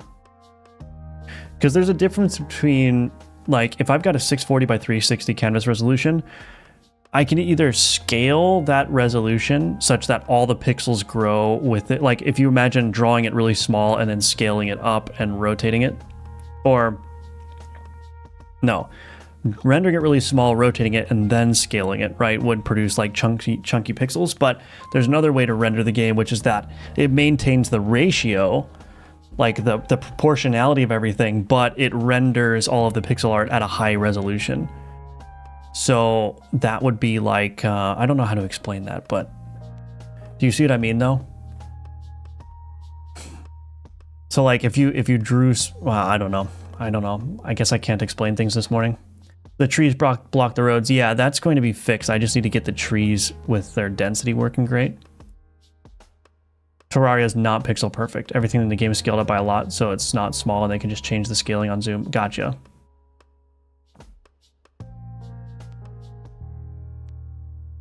Good to hear, Leonardo. I'm glad that you got that fixed. Think I get it? Yeah, sorry, I didn't explain that very well, but hopefully it's fine. Hello, Edson. Can C# export to Android? I believe so, yes. Good morning, Christopher. Good to see you. So this was working pretty good. Maybe I just need to change my tree cutoff. Maybe I'll play with that.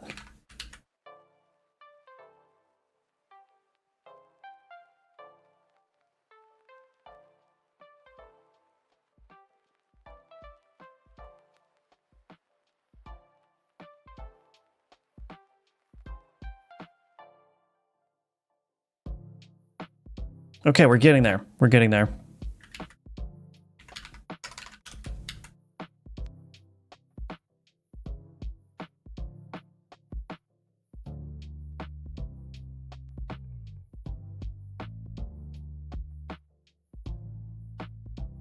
I'm just trying to figure out what's going to be a good setup here. That's too far away, so if I shrink this down...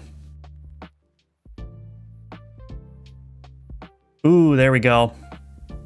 Yep, we're looking much nicer now.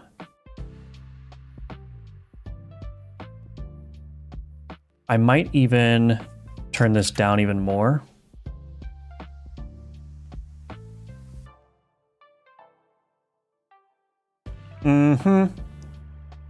Okay, so let's fix the problem of the trees overlapping the road. So these Poisson points, that's the problem. So actually I want to increase the decrease the density here, so I can do 8 for the Poisson points here. That should produce fewer trees, generally speaking. Yeah, and actually that might be too... I'll do 6 instead. So I was using 4 before, but I'll do 6 now.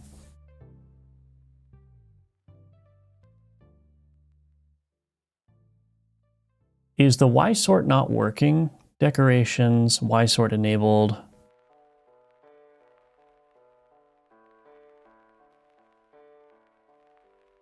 You know what? I might have to, well, might have to change how that Y sort works, but that's fine. Okay. So the way I was keeping it off the roads is I was doing these filtered points. Distance to edge, if distance is less than 12,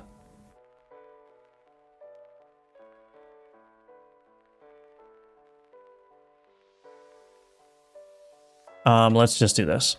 Is too close to edge, false.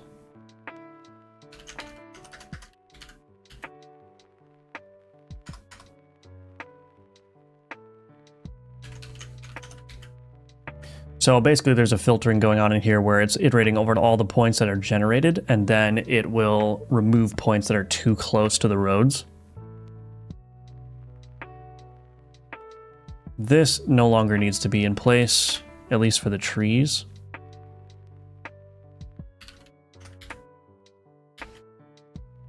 Let's see what that does. They announced a potential solution for C# on web. Very nice. So yeah, now we have no trees rendering on roads. Let me see. Is that a recent announcement? Oh, that was from the Godot con, right? It's currently on the Godot engine blog. Yeah, I think I read that. Cool implementation of level map props using noise. Thank you. Yeah, I think it's the perfect use for noise here. So we've got some trees.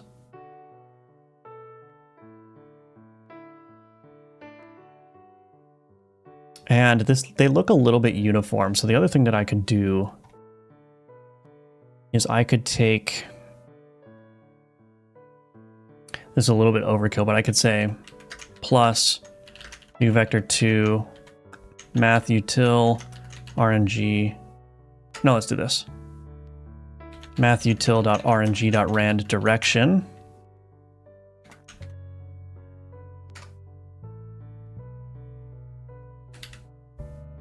So offset the tree positions a little bit, so they're not so uniformly placed.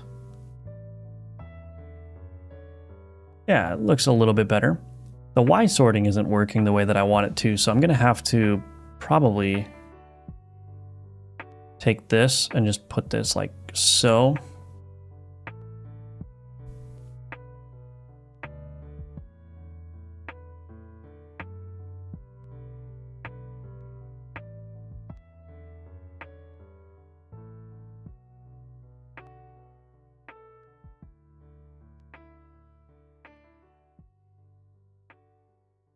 I don't know why it still seems like it's not rendering correctly. Maybe I didn't need to do that. Maybe it was just my mind playing tricks on me. Make it high def 3D, then run a pixel shader post process over it easy. Yeah, I'll just do that. I think my mind is just playing tricks on me. I think these are oriented properly. Now these are probably not, it's not probably not super efficient to make these all sprite 2Ds. So I think in a future iteration of the map, what I would do is make this a tile map and then place the tiles instead. But it works for now.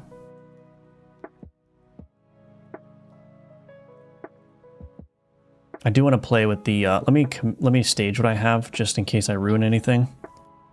I do want to play with this noise a little bit more.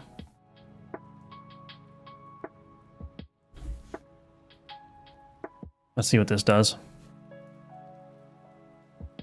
That makes it too sparse. So I want to go the other direction.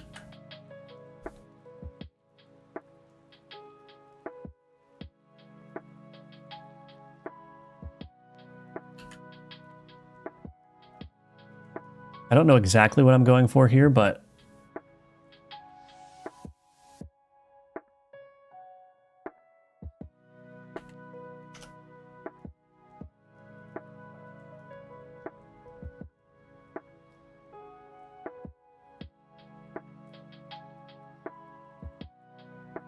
you know, it's one of those things I think you just need to play with to see how it goes. Sometimes the ordering doesn't apply to your scenes in Godot for some reason. Maybe it's that. Oh, is that true? Could be that.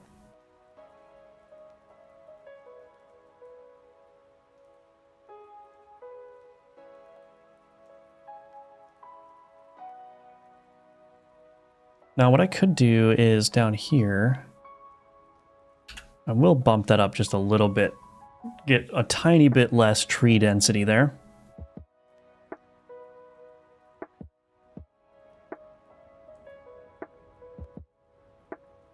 Yeah, I mean, to me, I think that's looking fine. What I might do is I might even turn this down a little bit more.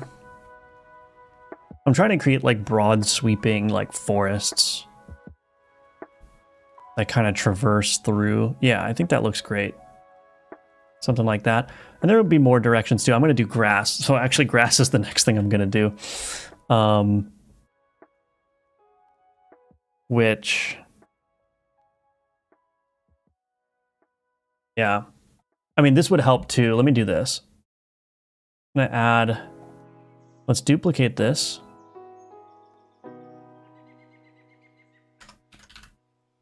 Tree standalone 2. Oh, I only have one tree. Okay. Never mind then.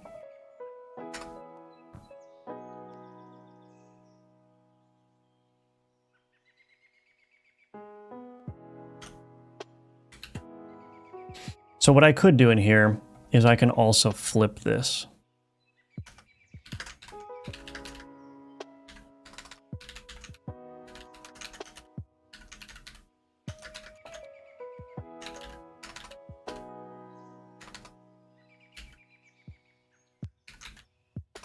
rng.rand sign.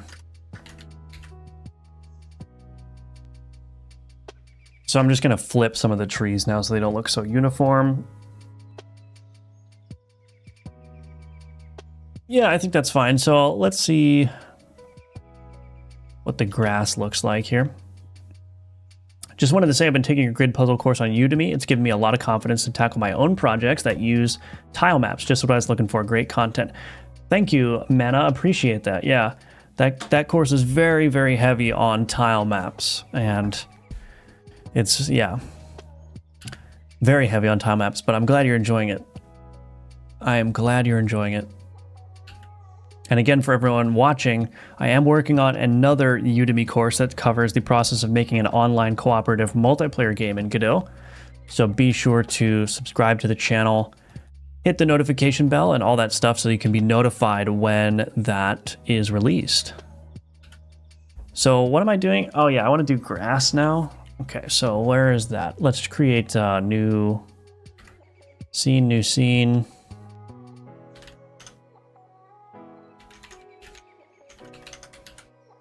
Again, this is just kind of for fun, but I think it is going to make the map look better. I will transition this to using a tile map in the future though, because I'm going to have like hundreds of sprite 2Ds and that's not necessarily a good thing. Although maybe it's not an issue. I don't know. I should profile it, I suppose. UI. Map, decorations, grass 1. I've got 2 versions of the grass and 1 version of the tree. Very nice. Okay, so we've got grass 1. Let's go to our map container. What I'm probably going to need to do is have a different...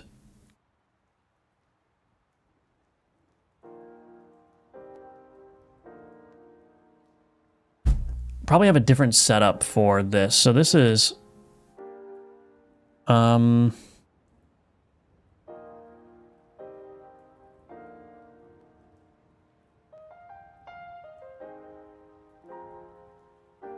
maybe I can use the same noise texture. We'll see.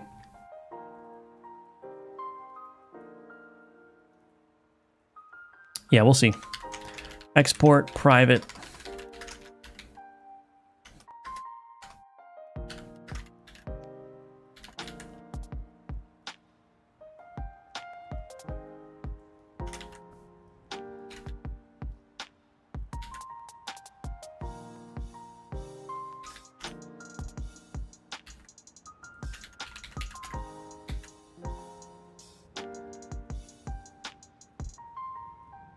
Okay.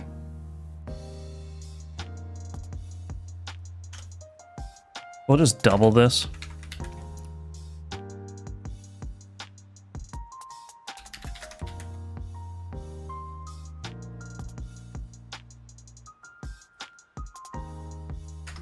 Probably should put this one first.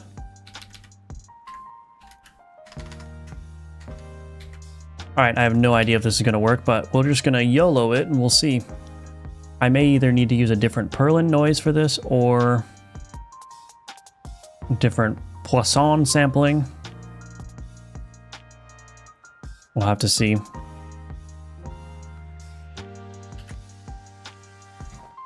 Ever thought of bundling your courses when the new one comes out? I only have the Vampire Survivors one right now, but I would like I would buy all of them if it was convenient. Yeah, I don't know. I actually don't know how I would do that. Can I bundle them in Udemy? That might be something that I have to check out.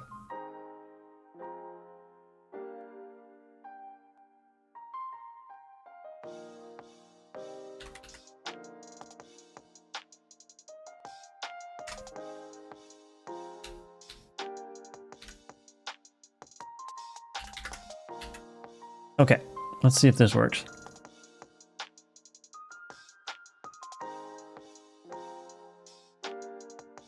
Yeah, so the problem with the grass using the same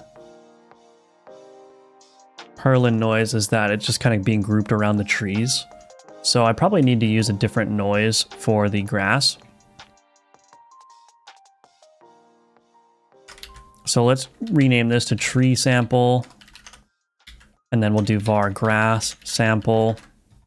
We're going to need a new grass noise.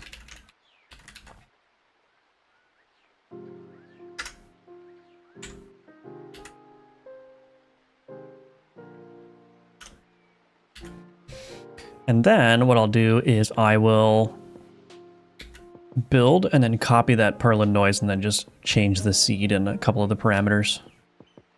So copy this, paste it here, make that unique. We're going to change the seed and then maybe up the frequency. And let's see what that does.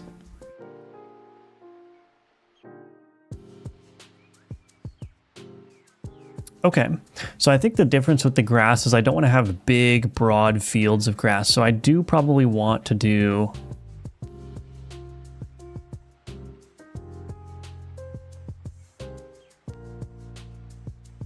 decoration points, create filtered Poisson points.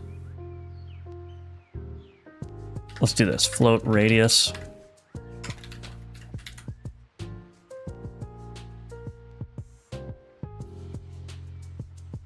Do 7. This will be tree points. And then let's do grass points. Honestly, at some point, I may not even need the Poisson points at all either. But we'll see. I don't know how performant that is either.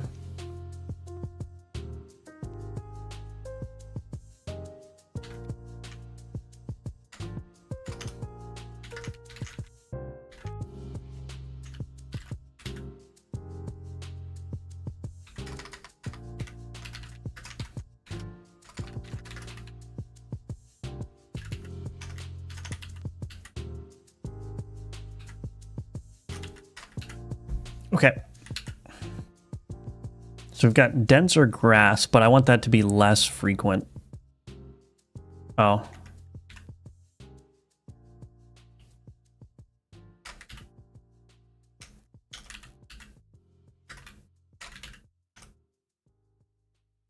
Okay.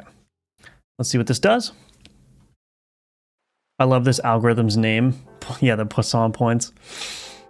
IDK what works on the instructor's end, but Humble Bundle does that. Oh, I got you. Okay. All right, so we've got a ton of grass now, but that grass is being grouped very nicely. So I think what I need to do now is just change this frequency so that it's a little bit higher. And by a little bit, I mean a lot. And that should create smaller pockets of grass. Oh. This way. Yeah, do that. And then let's also change what? Let's change the lacunarity as well.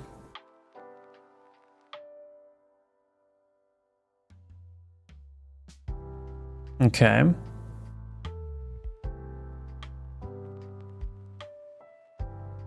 Actually, that all looks fine. What I'll do is I'll change this grass cutoff here to also be 0.18 and see.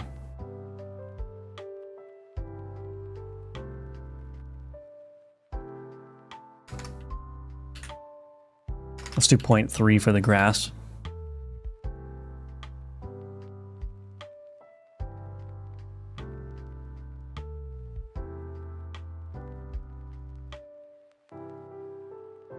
Okay, I think that's looking good. Let's see.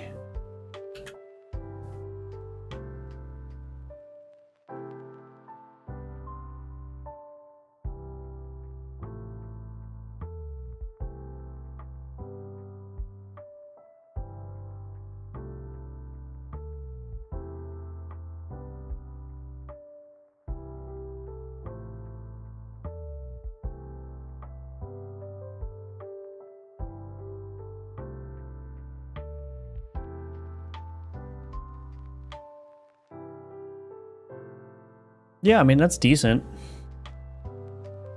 That's decent. Can't really complain. Maybe the trees... Let me think. I think the trees might be a little dense. So yeah, I don't know, just mostly just an experiment. I've got other decorations that I'd like to place on the map as well, but...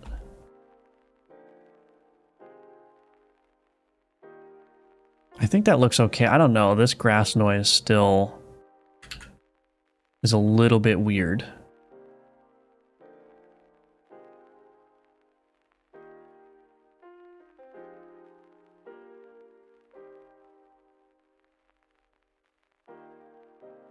Maybe I should add back in... Before, I was checking to see if the distance was greater than... Let's do this. Should filter out if distance is greater than, let's do 36. Should filter out equals true, break. We'll just keep all the decorations sort of close to the map. Oh.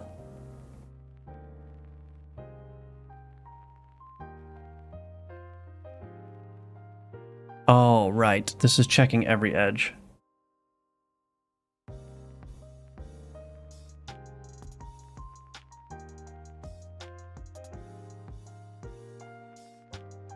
This needs to be a distance of 36 away from all edges.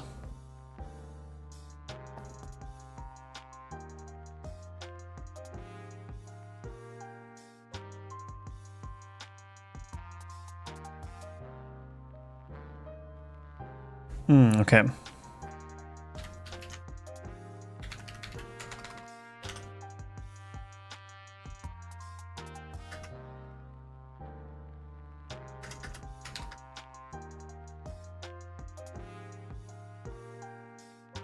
How did I do this before? There's some funky logic going on here.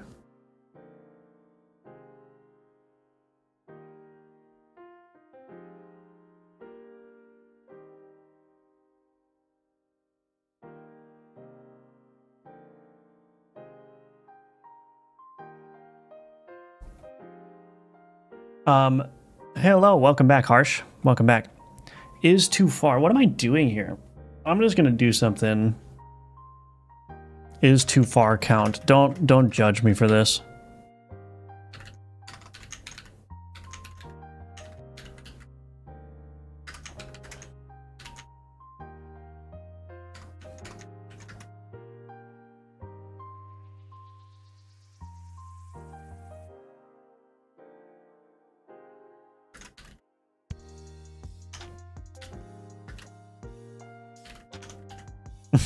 I'm basically just counting up all the edges that it's too far away from, and if it's too far away from all of the edges, then we'll just add... I don't know. There's probably a more elegant way of doing that, but whatever. It's fine. It'll work. Yeah. So I think that actually looks much nicer, because now I basically have a radius, or a padding around the roads where decorations can be spawned, and then nothing gets spawned in no man's land here. Now, what I could do in no man's land is I could put larger decorations like the wagons, like in here, you know what I mean, just to fill out that space. But in terms of the decorations that get placed along the road, we end up with grass and trees. And actually, now that I'm looking at it, I can probably make the trees more dense again. 7 here. So instead of just everything being splattered around, it looks like the things are very well grouped up along the roads, which is really nice. I think that looks much better. That already looks much better. And obviously I can include more decorations, like I said, but we got these little grass patches, which are nice. The trees generally follow the roads, which is cool. Yeah. I like this. Got a nice little loop thing in here that's pretty cool. That does look better. Thank you, Yeet. Yeah, I figured using the Perlin noise was going to make this work a lot better than it did. Obviously, I'm going to want to draw more tree variations as well and get more grass variations in there. And probably transition this stuff to using a tile map, like I said, because, yeah, this is currently, I don't even know. Can I see how many nodes that is? Let's see. Game UI, oh no, map UI, map container, inner container, canvas group node or decorations. Yeah, look at all those. So we've got 566 sprites, and that's not ideal. I think there's a little bit of overhead with each sprite that you use. That said, I'm not noticing any performance issues here at all, but it probably just would be good practice to use a tile map for this, because then it would be all batched together very nicely. And I could add basically however many decorations I wanted to without much of a performance hit at all. But that's not super important. The most important thing is that it looks good. We go into here, begin. All right, the game is starting to come together. Finally, we just got to figure out what to do with these gosh darn health globes. And once that's all situated, I think we'll be golden for going full steam ahead on getting a playtest ready. So yeah, much better. I agree. Thank you, Emerson. Is there a reason that you use your var instead of actual variable type? Is it just a personal preference, or is there a benefit? Yeah, it's a personal preference. I mean, I just think that it's kind of redundant to specify the type of the variable if you can infer the type from the right-hand side. It just makes the code a lot cleaner, and with IDEs the way that they are, it's trivially easy to determine what the type of a variable is. Like, oh, I don't know what this map node is. Hover over it. Oh, it's a type of map node, right? But even still, like, just, I know that this is going to return a type of tween. I don't need to type this as a tween. I can see that very clearly. That's what's being returned here. So just personally, I like inferring the types from things. It makes the code look a lot cleaner, in my opinion. But again, it's a personal preference. There's no right or wrong way to do it. Procedural generation is fascinating. Yeah, even when you're just using it for purely aesthetic purposes. Indeed. Can you show us your game architecture, how you instantiate scenes like main menu, map, battle, what auto loads you use? Let me commit this. That's a very big topic, but I can try to be useful. Let's see.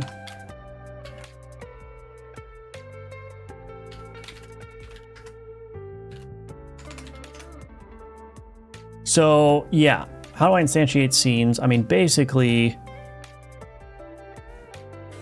the game just loads up at the run manager here. I don't know. Yeah, I don't know. There's a lot to cover here. I basically have separate scenes. I've got a map scene that houses for the map, and I've got the drawer, and I've got the game UI, which is like the event stuff. I've got a bunch of managers in here that are all responsible for managing different types of data. But the run manager has a state machine that governs how the game plays. So there's state machines in here that handle basically what should happen. So when I go to a node on the map, that run manager state machine knows what the node type is and will transition into the proper state. So if I go over here, that run manager transitions into the combat state, and because it's all state machine, I know how to coordinate the UI. So I can say, oh, I'm going into a combat state, so I can fade out the map and pull the drawer in and like all that stuff. But really, the only scenes that are being instantiated at runtime are the things like the enemy boards and the cards as you get them.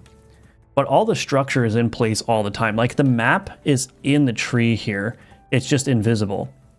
So if I go to the remote scene tree here, my map is here. It's just hidden. If I turn that back on, why can't I see it? That's a good question. Well, in theory, I should be able to see it if I turn it back on. Oh, I know why. There's a shader parameter, which I don't know if I'm allowed to edit shader parameters from here. There's a shader parameter that has it faded out. So is there like, can I go to the material? Oh, wait, I need to do this canvas group here. Yeah, there we go. So I just made my map visible even though we're in the combat stage. So yeah, the only things I'm really instantiating at runtime are, yeah, the stuff that's needed to do these individual events. So if I were to go into an upgrade event, what actually happens? Okay, I can't do that. But if I were to go into a shop, it would instantiate the shop scene, which looks like this. This is still like the best scene in the game because of the hookah. I don't know why these are disappeared. That's crazy. What's the 0 at the right-hand side and where did the enemy health go?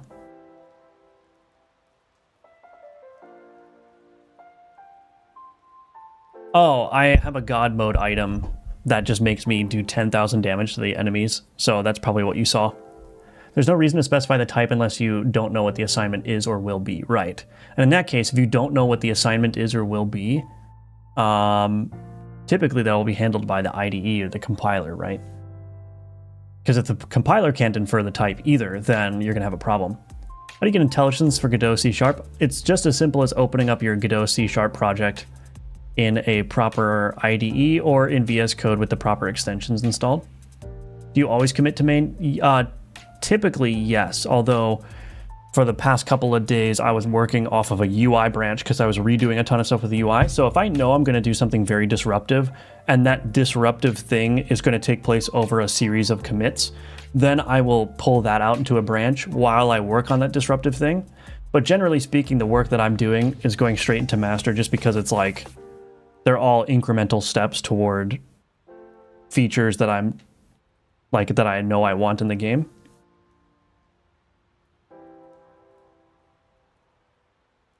Won't that be performance heavy? What will be performance heavy?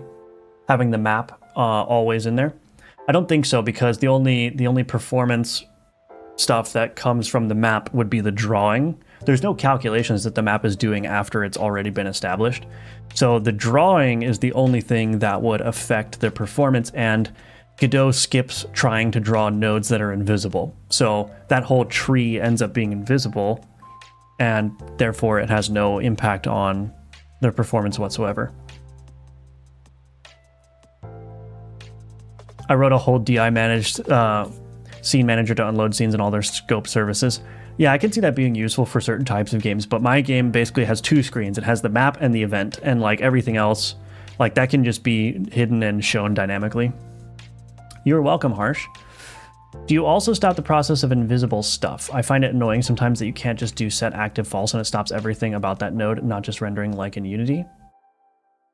You can stop the processing of nodes with set process to false. I don't know if that's what you're referring to. Typically speaking, though, I just try to design my game such that there are very few nodes that are running process at any given time. Like, basically nothing on this screen is running a process method, I don't think. So like if I pull up the game here, there is literally nothing on this screen that has a process method enabled. The only thing that would have a process method enabled is these, I think, the run progress bar. No, even these, yeah, nothing on this screen is running a process method at all. So everything that's happening is in response to a UI event, or if there is an animation, it's being done as a tween, so it's only processing for as long as the tween lasts. None of the cards are doing any process, I don't think. So yeah, the only this is not even doing a process because this is a shader in here. So yeah, like basically, I'm sure I have 1 or 2 nodes. I mean, I'm actually curious, where am I overriding process?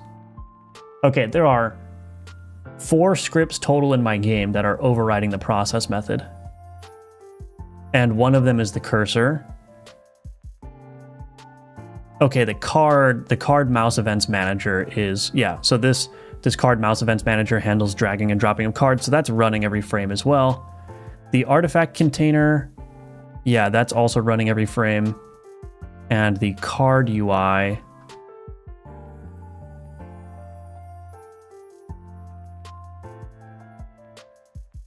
oh, this has a process method defined, but it's being toggled on and off based on whether we're in the combat state or not.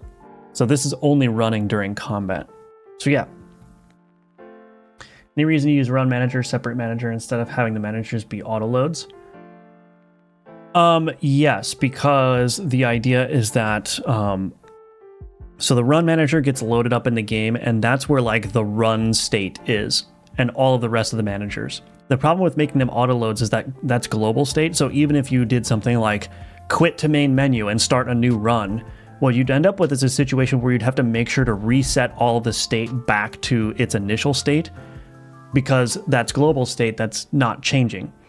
But what I want to do is I want to isolate the state to a run, and the way to do that is to change the scene to a run manager, and then have that run manager be persistent for the run. But as soon as you quit to menu, that run manager gets freed, and you reinstantiate a run manager when you go to the next run. So that's a nice way of keeping the state like encapsulated to just a specific run. If you put it in an auto load, then you have to manage all that state yourself when the user quits or abandons a run or whatever else, right? So that's the reason.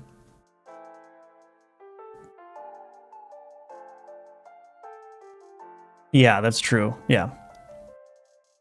We have some content on game architecture in a new course. Yes, we'll be doing composition again in the new course. And just generally, you know, structuring the game in a sensible way. It's more focused on multiplayer for sure, and it's a relatively simple game, but there will be some tidbits in there for sure. Hello, Aniki, welcome back. I have this very annoying thing in my project I don't know how to prevent. When I click the scene, it automatically selects the tile map layer when I want to select another node. How can I prevent that? That's a good question. Do you have any nodes locked in your scene tree? Or are you trying to select it through the editor like this by selecting it like so? Because if it's just that the tile map layer is intercepting the mouse event of the thing you want to select, you can select this option here, show list of selectable nodes. And if you do that and click, it gives you a list of all the nodes underneath that mouse position when you click. So that's something that you can do as well. Hello, Damien. Happy weekend. Yeah, long weekend for people here in the United States. Memorial Day's on Monday. Solved all the lifetimes with DI managed. I only have one auto load. It's so clean. Yeah, that does sound nice. Yeah. Yeah, I think auto loads can definitely be a trap because of the global state issue. And I tend not to put any state information at all in my auto loads. My auto loads typically are just visual helpers or music or something like that. Or like a global like signal forwarder that I can use to notify the game globally of a signal being emitted, but that just forwards the signals. Like I said, it doesn't actually store any state. If you were to have main menu, that would be a sibling of run manager.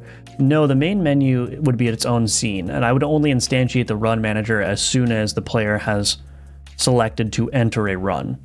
So as soon as a run begins, that's when the run manager would come into play, and when the run ends and the player leaves the run, that's when it would be freed.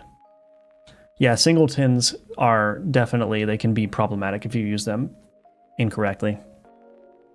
Want to click in the editor? Is the node list thing the only way to click in a way that doesn't just select the tilemap layer? Yeah, well, it depends. Like it depends on the order of the nodes in your scene tree. The only other way to make it not do that would be to, I mean, you might be able to lock the tilemap layer. So if you lock the tilemap layer, that may prevent you from being able to select it with the mouse, and so you should be able to select something else, but I'm not sure. I know that signal passing method from your course, yeah. Cool. All right, well, I think unless there's any other questions, I think I'm going to end the stream there. It was a very productive stream. Got a lot of stuff done. Got a lot of good ideas to try with the health globe too, so thank you to everyone for making suggestions there. Definitely going to play around with that at some point, although I'm pretty much bogged down with my course right now that I'm making, but you know, we'll see. We'll see. But yeah, I'll be back at it Monday at 10 a.m. Eastern. Again, it will be Memorial Day, so I expect everyone who has day jobs to be here. I'm just kidding, of course. But yeah, Monday at 10 a.m. Eastern. I will not be available tomorrow. But what else? I think that's it. So yeah, thank you everyone for watching. Thank you all for being here. Thank you for your support. And if you want to support my work, please check out the links in the description below. And I hope you all have a good weekend. And I hope to see you on Monday. All right. Bye-bye, everyone.